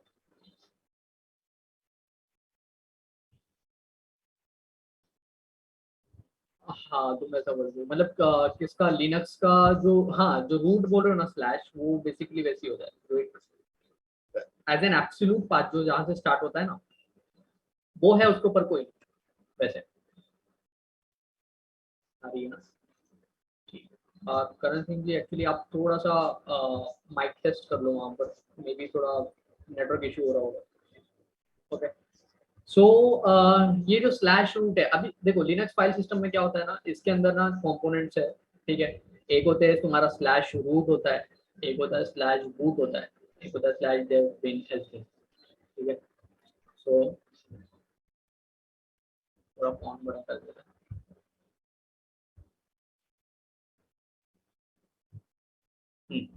अभी देखो ये जो स्लैश रूट है ना, जब भी तुम लोग क्या करोगे, हमने एक कमांड फायर कर दिया, अभी हम लोग समझो स्लैश पर है, ठीक है। मैंने डायरेक्टरी बना दी एंड देन मैंने बोल दिया कि भाई मैं अभी मैंने लिनक्स टर्मिनल ऑन कर दिया, अभी फिलहाल कुछ नहीं है। मैंने उसको कर दिया pwd। pwd क्या होता है ना, कमांड होता है जो तुमको करंटली बताता है कि तुम कहाँ पर हो, ठीक है। और pwd मतलब means for print working directory. मैंने जब कमांड में फायर करूंगा ना तो मुझे बताएगा कि मैं कहाँ पर हूँ। अगर मैं स्लैश पर हूँ एकदम ऊपर लाइक टॉप पर हूँ तो मुझे वो स्लैश करके मतलब ये बता देगा। अगर मैं होम पर हूँ तो वो मुझे क्या बताएगा, स्लैश होम। या फिर अगर मैं किसी भी डायरेक्टरी में हूँ, जैसे कि किसी का नेम है क्या यहाँ पे,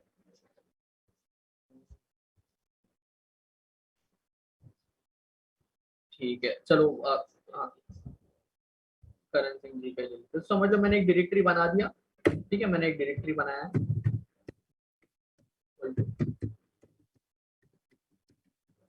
ये मैंने एक डायरेक्टरी बना दी, ओके। नाउ अभी यहाँ पर मैंने डायरेक्टरी मेरा कहाँ पर है, तो मेरा एक ये पाथ में मैंने यहाँ पर बना था यूजर स्लैश अबंतु, और मैंने यहाँ पर इस पाथ में मैंने ये डायरेक्टरी बनाई। अब अगर मैं यहाँ पर रहूंगा ना तो मैं जब यहाँ पर जब मैं कमांड फायर करूंगा pwd तो मुझे यही पाथ वो बता देगा कि भाई तुम ये इस पाथ पर हो, ठीक है। और अगर मैं रूट पर हूँ तो मुझे रूट का बताएगा, ठीक है। pwd करके हम लोग उसको चेक कर सकते हैं। नाउ हम लोग स्लैश रूट पर है, तो ये स्लैश रूट क्या है, तुम्हारा सुपर यूजर का होम है, ठीक है। जो तुम्हारा रूट है वो तुम्हारा एज अ सुपर यूजर हम लोग उसको बोलते हैं, तो ये जो स्लैश रूट है वो तुम्हारा सुपर यूजर का होम है। उसके बाद एक होता है स्लैश बूट। स्लैश बूट में क्या होता है, कर्नल रिलेटेड फाइल होती है। देखो हम लोग विंडोज यूज करते हैं ना, तो जब भी हम लोग F2 दबाते हैं, राइट, या F10 दबाते हैं, तो एक सेटअप होता है बूट सेटअप जिसको बोलते हैं। तो वो जो बूट सेटअप होता है ना, बेसिकली लिनक्स में भी वैसे ही होता है, और उस पर वहां पर बूट के कर्नल रिलेटेड जो इंटीरियर फाइल्स है वो यूज होती है, और स्लैश बूट के अंदर सारी डिटेल्स होती है, ओके। उसके बाद आता है स्लैश डेव। स्लैश डेव क्या होता है, स्लैश डेव मतलब तुम्हारा डिवाइस ड्राइवर फाइल्स होती है इसके अंदर। जैसे कि अभी मैं यहाँ पर गया ना डिवाइस मैनेजर पर,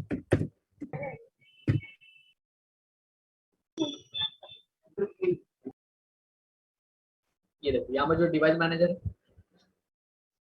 तो यहाँ पर ना ड्राइवर्स होते हैं, देखो ये जो ब्लूटूथ का ड्राइवर है, कैमरा का ड्राइवर है, राइट, ये विंडोज पर भी सेम होता है। तो डेव स्लैश डेव ये जो है ना, इसके अंदर तुम्हारी डिवाइस ड्राइवर फाइल्स होती है। एज इन ये तो विंडोज का चलो खैर ये तो अलग है, ये हम लोग जैसे एक्सटर्नल जो भी चीजें यूज करते हैं वो होती है।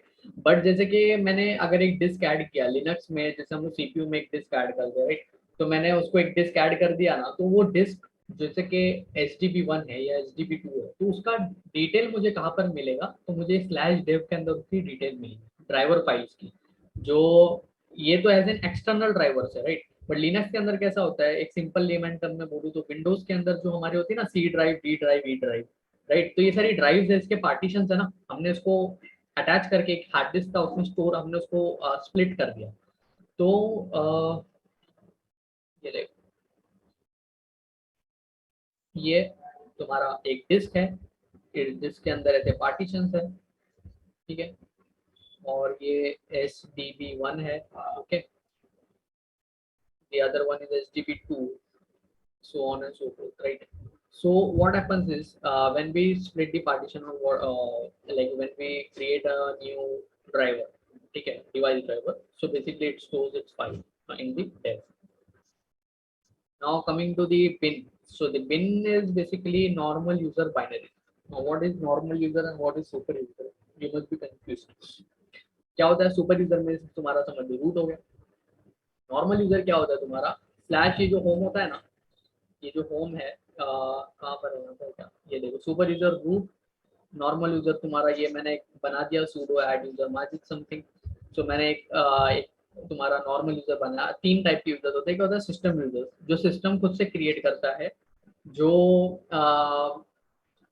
बेसिकली जो बैकएंड पर जो सिस्टम कुछ यूजर्स क्रिएट करके रख देता है उसके इंटरनल काम के लिए, उसको सिस्टम यूजर बोलते हैं। और ये नॉर्मल यूजर, ये तुम्हारा इसको होम बोल सकते हो, स्लैश होम। नहीं, इसको होम नहीं बोलेंगे बेसिकली। हाँ, अगर मैंने किसी को ऐड कर दिया, जैसे कि मैंने ऐड यूजर, ये एक कमांड है, ठीक है। ये कमांड भी आप लोग के काम में आएगी, ऐड यूएसआर और add user, and whatever the name is, तो यूजर नेम, ठीक है। तो यहाँ से मेरा एक यूजर ऐड हो जाएगा। Now coming to the next part, ठीक है। ठीक है, तो ये हो गया device driver files, normal user binary. हाँ, ये जो बिन है, ये बिन के अंदर तुम्हारी नॉर्मल यूजर की बाइनरी स्टोर होती है। जैसे कि हम लोग के विंडोज में भी होता है ना डॉट बिन, ये बाइनरी जो होती है जो कंप्यूटर को समझ में आती है, 0101, तो ये चीजें नॉर्मल यूजर की बाइनरी यहाँ पर स्टोर होती है। एस बिन के अंदर सुपर यूजर की बाइनरी स्टोर होती है, क्योंकि सुपर यूजर बोलता है कि भाई मेरी कुछ स्पेशल बाइनरीज है और वो मैं अलग रखना चाहिए, ठीक है। सुपर यूजर जो भी तुम्हारा रूट है या फिर तुमने जिसको भी super user as an assign किया है, तो वो बंदा बोलेगा कि भाई मेरी बाइनरीज यहाँ पर रहने वाली है एस बिन के अंदर, नॉर्मल यूजर की बाइनरीज स्लैश बिन में रहने वाली है। Now coming to the third part, OPT. OPT OPT क्या होता है? थर्ड पार्टी सॉफ्टवेयर होते हैं। जैसे कि हम लोग नेट से कोई भी एप्लीकेशन डाउनलोड करते हैं ना, तो वो थर्ड पार्टी सॉफ्टवेयर हो जाता है, राइट। सो बेसिकली हमने कुछ थर्ड पार्टी सॉफ्टवेयर अगर लिनक्स में अटैच किया या उसमें हम लोग उसको रन कर रहे हैं, तो बेसिकली वो हम उसको ओपीटी में देख सकते हैं, ठीक है। मतलब उसका पाथ समझ लो ऐसा हो जाएगा, slash OPT slash क्लाउडेरा slash parcel, जो भी डिटेल्स है उसकी वो सारी बात यहाँ पर शेयर कर देंगे। MNT, mount point. Mount point मतलब क्या कि इसके अंदर क्या होता है, तुम्हारा जो तुम एक डिस्क होते हैं ना, पार्टीशन जब तुम करते हो, जो डिस्क बनाते हो, तो तुमको उसको कहीं माउंट करना पड़ता है कि हाँ मैंने उसको यहाँ पर अटैच कर दिया। तो ये एमएनटी के अंदर तुम्हें माउंट पॉइंट की डिटेल्स मिलेगी कि कहाँ पर ये सारी चीजें तुम्हारी store. Fine.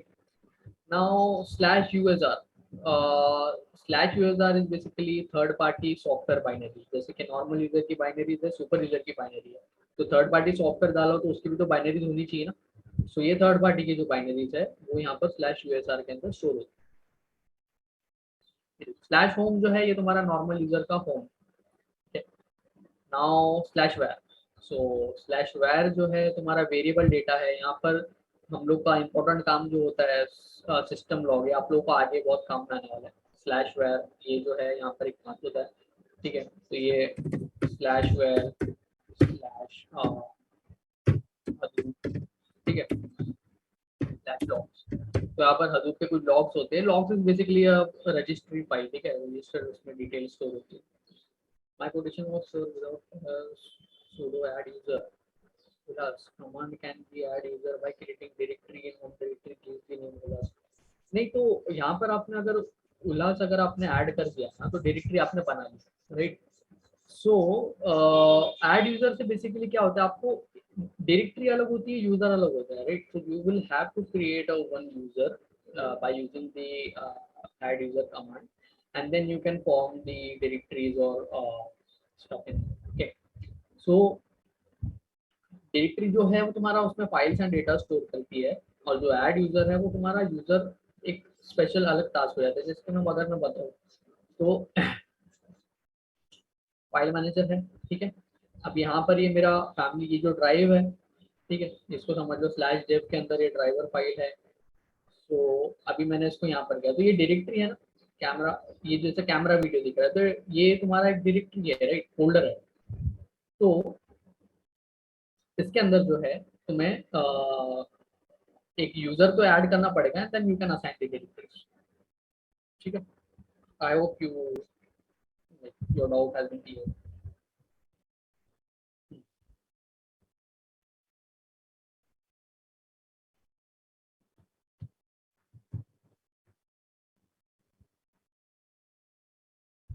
Okay, so normally हाँ, यहाँ पर कहा था user third party software binaries, okay. Slash var, हाँ, ये वेरिएबल डेटा जो लॉग्स है, सिस्टम लॉग रहेगा।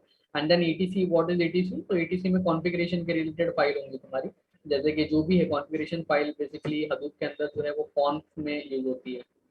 ठीक है। सो स्लैश etc स्लैश ऑन, और hadoop बात करो सेट हो जाए etc hadoop on। मेजर कुछ इतना उसमें ये नहीं है, लिनक्स में प्रैक्टिस करनी है मन्ना, नथिंग मन्ना। एक्चुअली जो डिफरेंस है ना, ठीक है।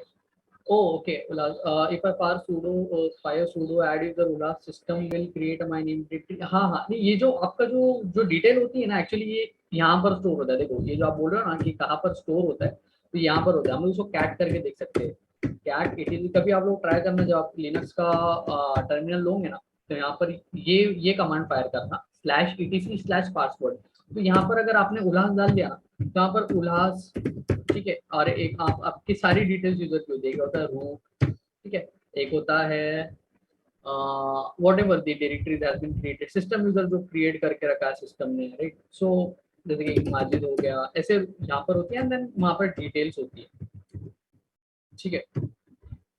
तो ये कैट etc पासवर्ड के अंदर हो तुम्हारा। और डायरेक्टरी मतलब आप उसको डिटेल बोल सकते हो, वहाँ पर वो आपको स्टोर करके दे देगा, वहाँ पर चेक कर सकते हो, ठीक है। बट अगर आप बोल रहे हो कि आप लाइक सिस्टम के अंदर आपके नेम का डायरेक्टरी ऐड करेगा, तो वैसा नहीं करना होगा। लाइक आपको वो खुद से करना पड़ेगा। Just second, call.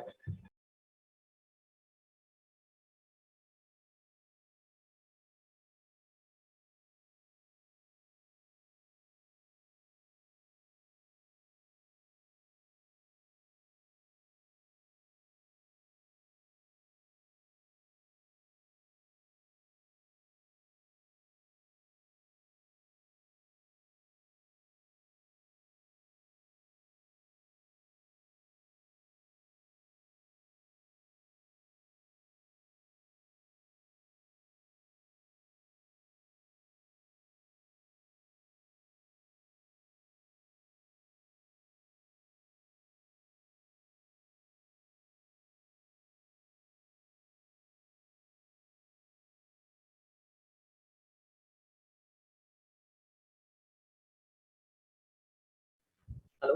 हाँ हाँ, तो कहाँ पर थे हम? हाँ ये नहीं, एलएमएस पर नहीं, मैं अभी चैट पर ही आपको शेयर कर देता हूँ, आप लोग यहाँ से ही ले लो, ठीक है। टेल मोर कमांड्स लाइक, ठीक है बोला। हाँ, और mannan, what is the difference between add user. तो सी ऐड यूजर यूजर ऐड में कोई इतना डिफरेंस नहीं है। जो तुम्हारा दोनों ऐड ही करता है यूजर, बट वो बेसिकली मतलब वो कमांड फायर करता है, जैसे कि हमने कर दिया कि sudo add यूजर, और एक है sudo add क्या था हमारा बेसिकली यूजर, ओके। तो उसका काम होता है तुम्हें क्रिएट करने का, बट वो वर्जनिंग है, वर्जनिंग का कुछ आता है इशू, उसमें हम लोग दोनों क्रिएट कर सकते हो, कोई प्रॉब्लम नहीं है, ठीक है। और आप अगर यूएसआर बोल रहे हो, तो यूएसआर एक अलग चीज है। वो यूएसआर, ये जो थर्ड पार्टी सॉफ्टवेयर बाइनरी बोल रहे हो ना, ये यूएसआर अलग है और वो यूजर अलग है, ठीक है। Fine. So tell more commands like pwd cat and sudo, ठीक है। sudo तो बेसिकली प्रीफिक्स यूज होता है, और कैट है, ठीक है। कैट से क्या होता है, फाइल के कंटेंट दिखते हैं। एक होता है mkdir डायरेक्टरी बनाने के लिए, rmdir डायरेक्टरी रिमूव करने के लिए, ls तुम्हारा लिस्ट करने के लिए, ll तुम्हारा लॉन्ग लिस्ट करने के लिए। ls और ll में कोई डिफरेंस नहीं है, बेसिकली वो एक हॉरिजॉन्टल प्रिंट करता है और एक ll वर्टिकल प्रिंट करता है। फाइन। नाउ ll सर एक एंड, मिनट, हाँ सुन रहे क्या मेरी आवाज़? हाँ बोलिए। सर अभी ये जो लिनक्स चल रहा है ये तो अभी स्टार्ट हो गया, मतलब अभी एक महीना चलेगा का मतलब कितने दिन चलेगा अभी लिनक्स? और उसके बाद हमारा A+N+ कब स्टार्ट होगा? वैन प्लस है वो नेटवर्किंग है, उसके मतलब सेशन है आप लोग के। अभी फिलहाल आप लोग का कितना हुआ, लिनक्स से कितने सेशन हुआ? अभी लिनक्स के हमारे एक दो ही सेशन सेशन हुए हैं, मतलब वो बेसिक कमांड्स लिए सर ने। कल का जो सेशन था वो उसमें बेसिक लिया उन्होंने, वो ETL क्या होता है, ELT, OLAP, OLTP। Right right. तो अभी तो कितना टाइम लगेगा मतलब आगे जाने के लिए?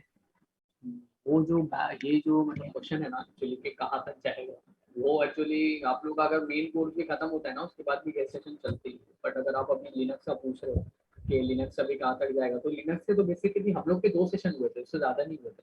आप लोगों के हो गए क्या 2 सेशन? हमारे बेसिक कमांड के भी है, मतलब PWD LS एक अभी ही वॉइस। हाँ। नहीं नहीं, तो बेसिक कमांड मतलब इसके 2 सेशन हो गए क्या आपके लिनक्स में, ऐसा पूछ रहा हूँ। नहीं सर, एक हुआ है।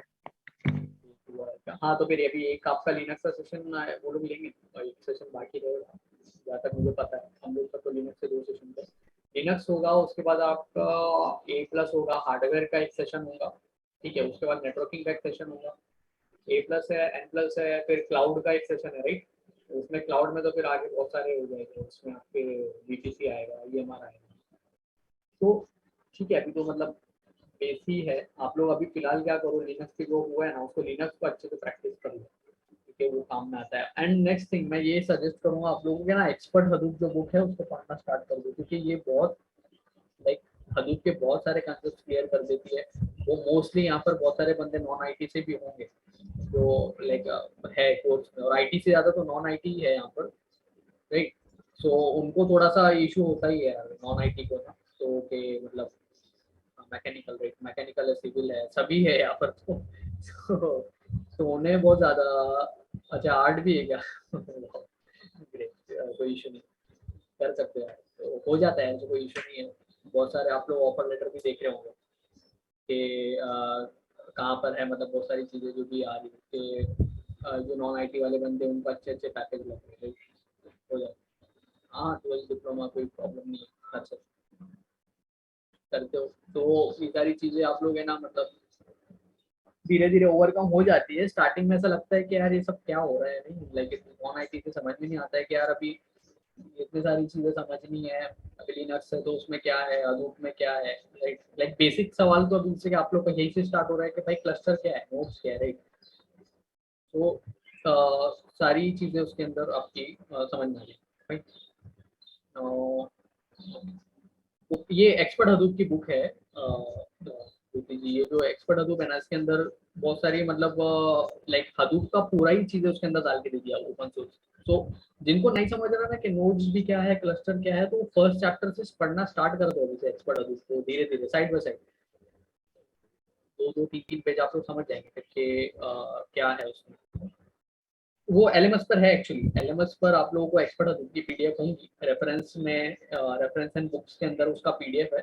आप चाहे तो उसको प्रिंट करवा लो, वो ज़्यादा बेटर रहेगा, या फिर any which way if you want to like get it from like if you want to read from PDF or you can print it, whatever suits best for you, ठीक है। तो ठीक है, तो ये चीज़ें हैं। और हाँ, बस इसके अंदर वही है कि भाई लिनक्स का जो कमांड्स है आप लोग उसको प्रैक्टिस करो, ठीक है। लिनक्स की मैं ये भेज देता हूँ अभी आप लोग को, फाइल सिस्टम चाहिए था ना, सर एक क्वेश्चन था। बोलो ना।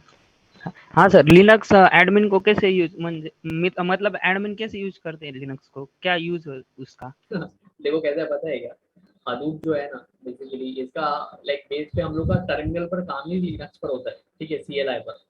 तो वो चीजें तो हम लोग को लिनक्स तो आनी ही चाहिए। मतलब एज एन एडमिन क्या काम करता है, तो ये जो आप लोग देख रहे हो ना, ये जो ETC पासवर्ड है, ये फाइल है, यूजर है, तो ये चीजें यही यही लिनक्स एडमिन, यही हडूप एडमिनिस्ट्रेटर के काम में आती है।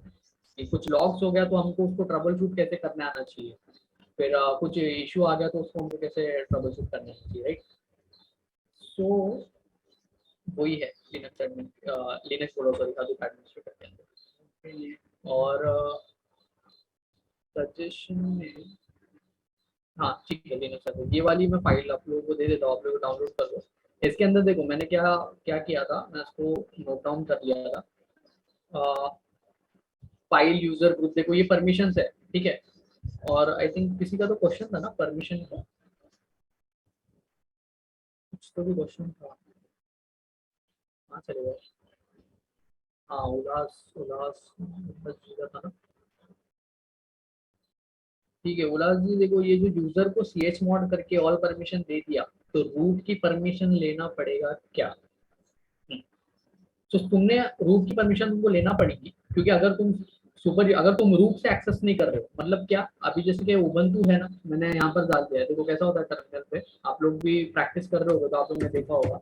रूट अगर मैं रूट पर हूँ तो मुझे बताएगा root @whatever the IP private IP is 172 and what else, and ये जो है 168.1 एंड देन फिर यहाँ से हम लोग क्या करते हैं, अगर आप लोग रूट पर हो तो आपको सूडो यूज करने की जरूरत नहीं है, सूडो सुपर यूजर ऐड करने की जरूरत नहीं है।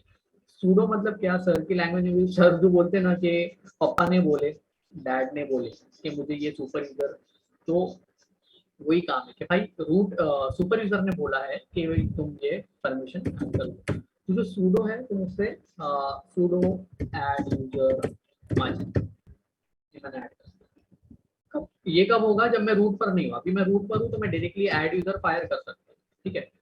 और अगर मैं रूट पर नहीं हूँ, अगर मैं यहाँ पर हूँ बंतु बंतु मेरा यूजर है, तो मैं मुझे फिर सूडो वाली परमिशन ऐड करनी पड़ती है।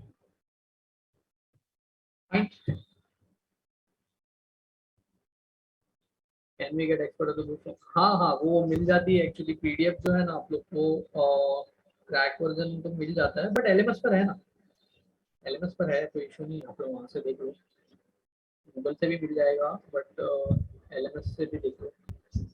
और एक और बंदे की बुक है, अगर क्लाउडेरा जब आपका स्टार्ट होगा क्लाउडेरा का सेशन, तो वो उसको मैं रेकमेंड करूंगा कि उसको भी थोड़ा ओवरव्यू कर लेना है। रोहित मेनन की बुक है क्लाउडेरा administration, क्लाउडेरा administrator I think something उसका बुक का नेम है, तो उसको भी मैं रेकमेंड करूंगा, वो देख लेना, इट्स नाइस बुक। उसके अंदर सारे क्लाउडेरा के और हडूप के मतलब आर्किटेक्चर भी एकदम इजी लेवल में 4-5 लाइन में उसने एक्सप्लेन कर दिया, सो इट्स बेटर, फाइन,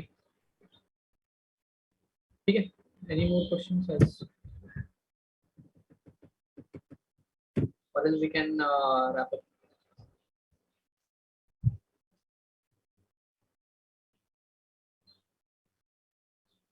हाँ मैं सेंड कर दिया हूँ,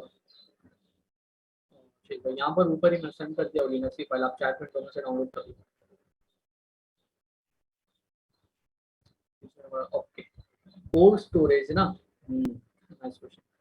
देखो क्या होता है, तीन होती है, एक होता है,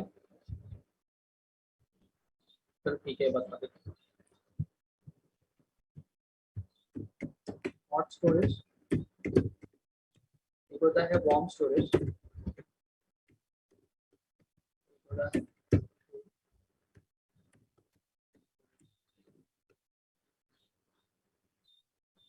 ठीक है। तो इसके अंदर क्या होता है, हॉट स्टोरेज मतलब क्या, अभी जैसे कि देखो हम लोग क्या करते हैं, सर ने आपको वो उसके अंदर बोला होगा ना, ETL ELT के अंदर, एक्सट्रैक्ट ट्रांसफॉर्म लोड के अंदर, सो हम लोग का काम ही होता है डेटा प्रोसेस, डेटा पर काम करना, राइट। मतलब एक डेटा आता है उस पर हम लोग क्लस्टर, उसको एक क्लस्टर पर डेटा आता है, हम लोग उसको प्रोसेसिंग करके, ETL जिसको बोलते हैं, एक्सट्रैक्ट ट्रांसफॉर्म एंड लोड, तो वो काम करता है, तो राइट। तो उसके अंदर 3 स्टोरेज के टाइप्स होते हैं, एक होता है हॉट स्टोरेज, एक होता है वार्म स्टोरेज, और एक होता है कोल्ड स्टोरेज, जिसको हम लोग बोलते हैं आर्काइवल स्टोरेज भी बोल सकते हैं। मतलब क्या होता है, ठीक है मैं आपको ऐसा बता देता हूँ, समझ लो। हॉट स्टोरेज वो है जैसे कि हम लोग जो ड्रेस पहनते हैं ना ऑन अ डेली बेसिस, ठीक है, तो हॉट स्टोरेज मतलब क्या कि भाई अब ये जीन्स है और ये शर्ट है, ये मेरा डेली यूजेज का है, मुझे अभी एट नाउ करंट टाइम मुझे उसकी ज़रूरत है और मुझे उसकी ज़रूरत रहेगी फॉर अ स्पेसिफिक टाइम, मैं उसको पहनूंगा और मैं बाहर जाऊंगा। हॉट स्टोरेज का काम ही वही होता है कि उसके अंदर वो रन टाइम में तुमको वो जो डेटा है वो डेटा की नीड होती है, तो तुम उसको हॉट स्टोरेज में रखते हो, फाइन।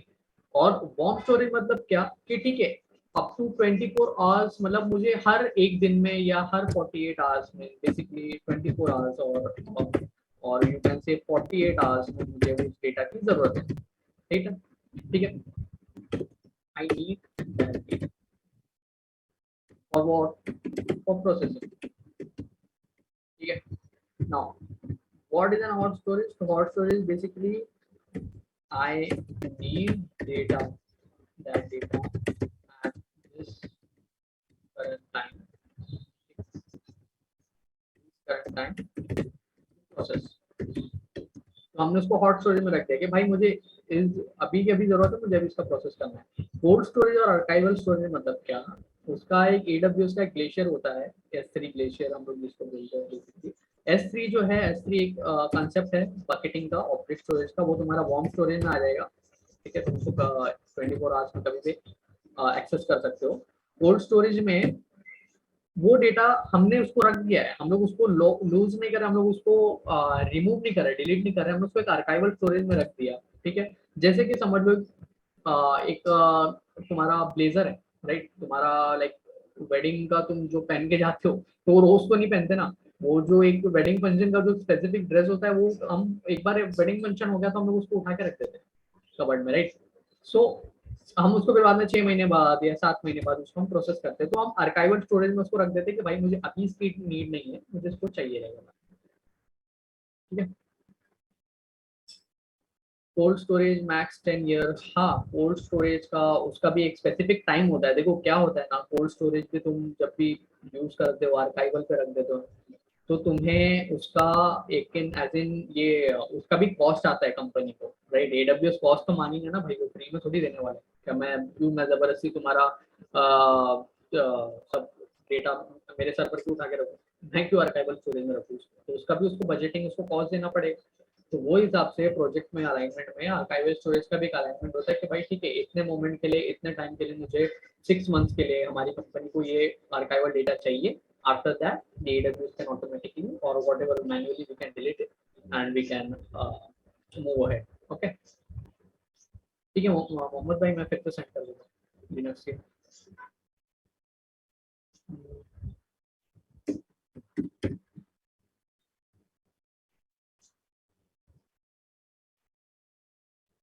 ठीक है, मैंने सेंड कर दिया। करण सिंह, ये टेप ड्राइवर, आप क्वेश्चन पूछ रहे हो क्या या ऐसा कुछ बता रहे हो?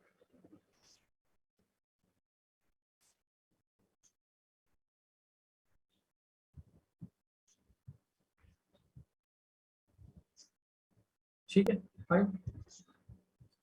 टेप ड्राइवर मतलब वही जो हमारा ट्रेडिशनल, अगर आप मतलब क्वेश्चन पूछ रहे हो, I assume it's a question.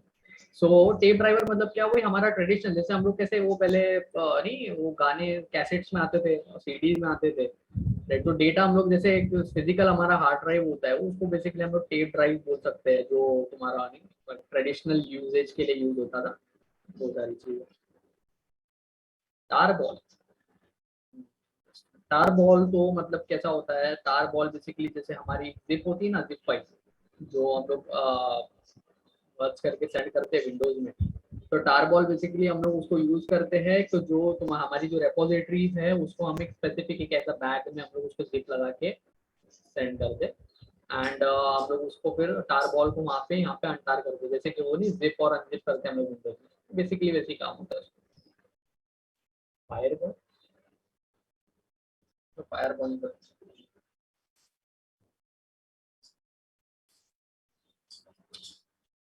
$$S, ये जो $S है ना, ये डॉलर का क्या बोल सकते हैं उसका कंसेप्ट डॉलर का, ये जो slash in Linux this is user है ना, ये जो मैं बोल रहा हूँ, जो स्लैश है, परदादा, grandfather, whatever you can say, ये वो है मैं जो आप बोल रहा हूँ कि ये स्लैश है।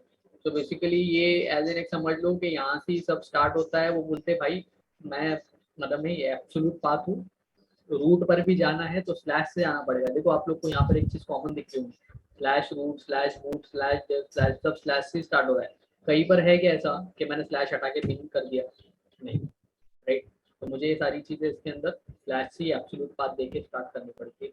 एक और कॉन्सेप्ट होता है रिलेटिव पाथ का, जो वो अलग होता है, वो सारी चीज means compress the file by using zip, means compress the file by using zip, actually नहीं, जिप मतलब वो लिनक्स में जिप भी है, जिप है, जी जिप है, ठीक है, ये सारे कॉम्प्रेशन के फॉर्मेट्स है, जिप है, जी जिप है, और बीजेड बीजिप भी है, बट ये जो टार है ना, टार स्पेसिफिकली ये हम लोग रेपोजिटरी को हम लोग लाइक यू नो जिप, उसका काम भी ऐसे होता है जिप जैसा, बट वो टार बॉल का, टार एक लिनक्स के लिए हम लोग यूज करते हैं, तो वो टार बॉल जो हम लोग बोलते हैं ना, वो जो टार बॉल के अंदर ही हमारा डेटा होता है, फिर हम लोग वो टार बॉल को यहाँ से वहाँ हम लोग फिक्स करते हैं। एज एक समझ लो एक बॉल के अंदर हमने कुछ चीजें डाल दी, जैसे मार्बल कुछ भी डाल दिया, एंड वो हमारा वो बॉल को लेके हम एक बंदे से लेके दूसरे बंदे को हम ट्रांसफर कर दें। It's an ease of use, right. Linux can't directly transfer the repositories on a file system, right? So tar is an archiver.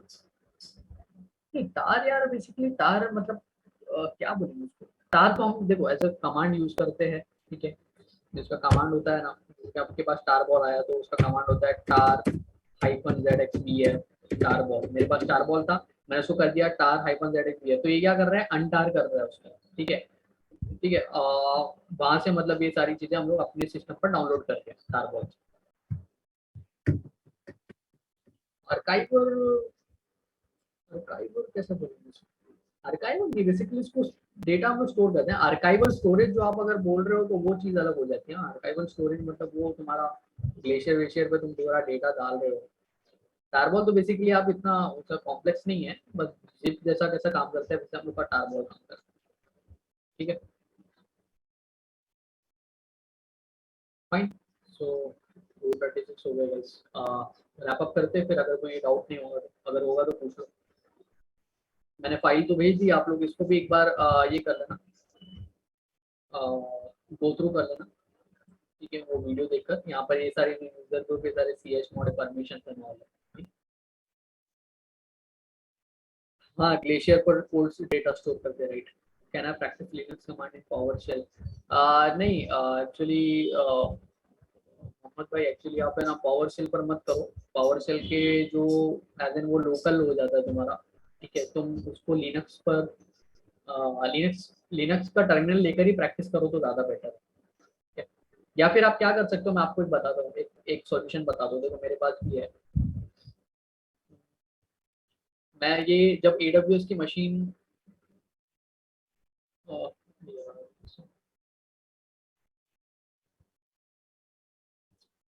CMD prompt पे, हाँ नहीं, CMD प्रॉम्प्ट जो है ना, CMD प्रॉम्प्ट आपका बेसिकली ये local file system, local machine हो जाता है, राइट। सो CMD आपका बेसिकली क्या यूज में आता है पता है आपको, अगर कोई आपकी जैसे की फाइल है AWS की, या कोई छोटा मोटा .pm.txt कोई फाइल है ना, तो आप उसको डायरेक्टली वहाँ पर SCP करके कॉपी करके डाल सकते हो, बट लिनक्स से कमांड वहाँ प्रैक्टिस नहीं कर सकते CMD। आपको जो है, अगर आपको लोकली ट्राई करना है, अगर आपको AWS का, अच्छा मुझे एक बात बताओ, AWS की वो मशीन बताएगा आप लोग को लॉन्च करने के लिए? आ गया चैट विंडो, AWS का कुछ बताएगा कंसेप्ट मशीन पर लॉन्च करने के लिए?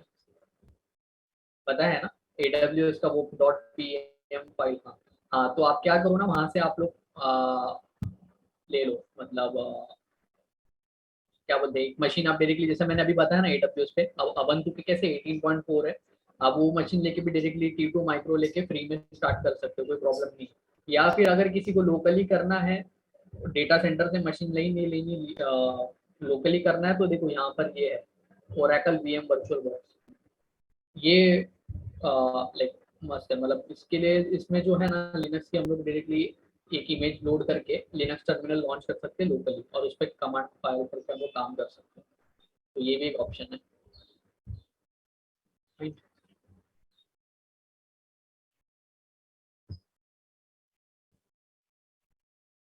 ठीक है,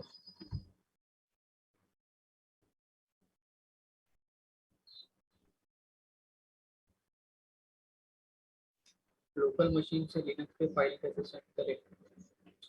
उसका कमांड होता है यार, एक्चुअली आप लोग को वो है ना, लिनक्स से आप कमांड आएंगे ना, तो उसमें आप लोग को बताएगी वो, जैसे कि आपका कमांड बता दीजिए फाइल करके।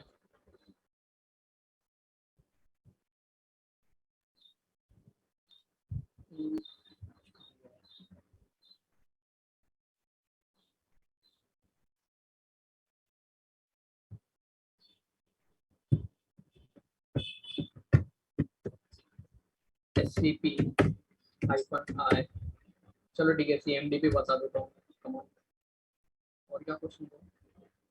हम लॉन्च करके यार टाइम चला जाएगा उसके अंदर।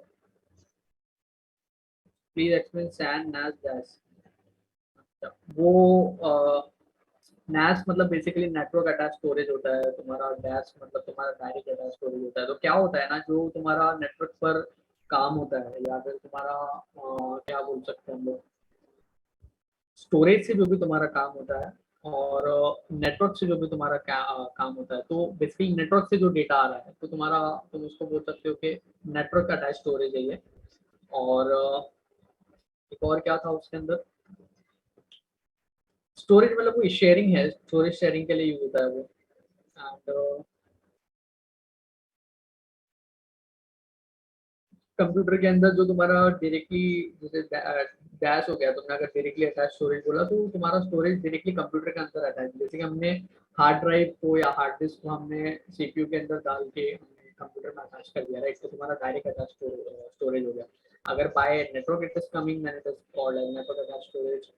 एंड सैन तो स्टोरेज एरिया नेटवर्क हम लोग बोलते हैं उसको, ठीक है। ठीक है, तो हाँ, CMD प्रॉम्प्ट मैं बता रहा था। देखो यहाँ पर तुम गए, अभी तुमको वो पाथ स्पेसिफाई करना रहता है, लोकल मशीन से अगर तुम कोई की ट्रांसफर कर रहे हो समझ लो ubuntu की मशीन पे, तो तुमको वो स्पेसिफाई करना पड़ेगा बात कि भाई एडमिन से मेरा डाउनलोड्स में है या कहाँ पर है। जैसे मेरा डाउनलोड्स में है, तो मैंने उसको डाउनलोड करके टैप कर दिया, मैं डाउनलोड्स में आ गया। अब मैं क्या करूँगा, scp-i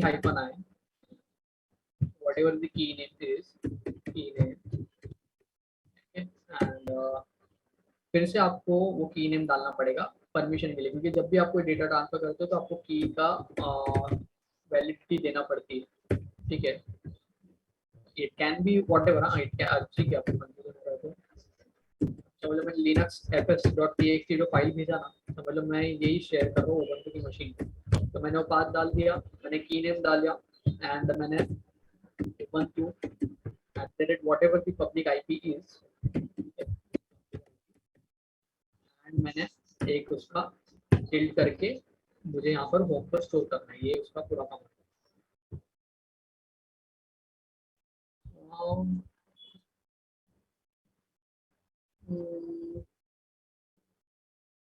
राइट भाई, वो लॉन्च करके है ना हम लोग किसी और सेशन में एक्चुअली देखेंगे, ये AWS का जो मशीन है ना, सेशन भी होगा उस पर, स्पेसिफिक लोगों ने बताया है, आप उसको भी देख लो। एक्चुअली मैंने फिलहाल लॉग आउट कर दिया, तो मुझे पूरा चीज़ें फिर से करना पड़ेगा। PSCP क्या है, हाँ देखो क्या होता है, जब तुम CMD से कर रहे हो ना तो तुम SCP-i करते हो, और जब तुम PSCP से कोई कमांड, अगर PSCP सॉरी पावर शेल से अगर तुम कोई चीज ट्रांसफर कर रहे हो तो तुम PSCP यूज करते हो। सो बेसिक डिफरेंस है, मैं सजेस्ट करूंगा कि CMD से कर लो, ज्यादा इजी रहेगा। पावर शेल से करोगे तो भी योर चॉइस, ठीक है। So let's wrap up then, है ना, क्वेश्चंस हो गए ना हम लोगों को। वो फाइल मिल गई है ना लिनक्स की आप लोगों को जो मैंने शेयर किया, अगर नहीं होंगी तो किसी के पास अगर होगी तो आप लोग वो चैट में डालें, ठीक है। नहीं मिली, मैं 2 बार सेंड किया हुआ है।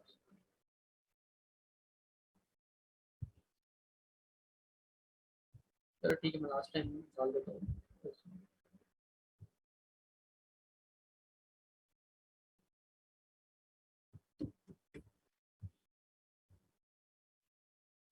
हाँ थैंक्स निशान, सेंडिंग पर, ठीक है।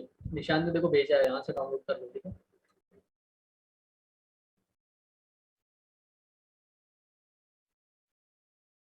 ओके गाइस, चलते हैं फिर, थैंक्स अ लॉट, तो समझ में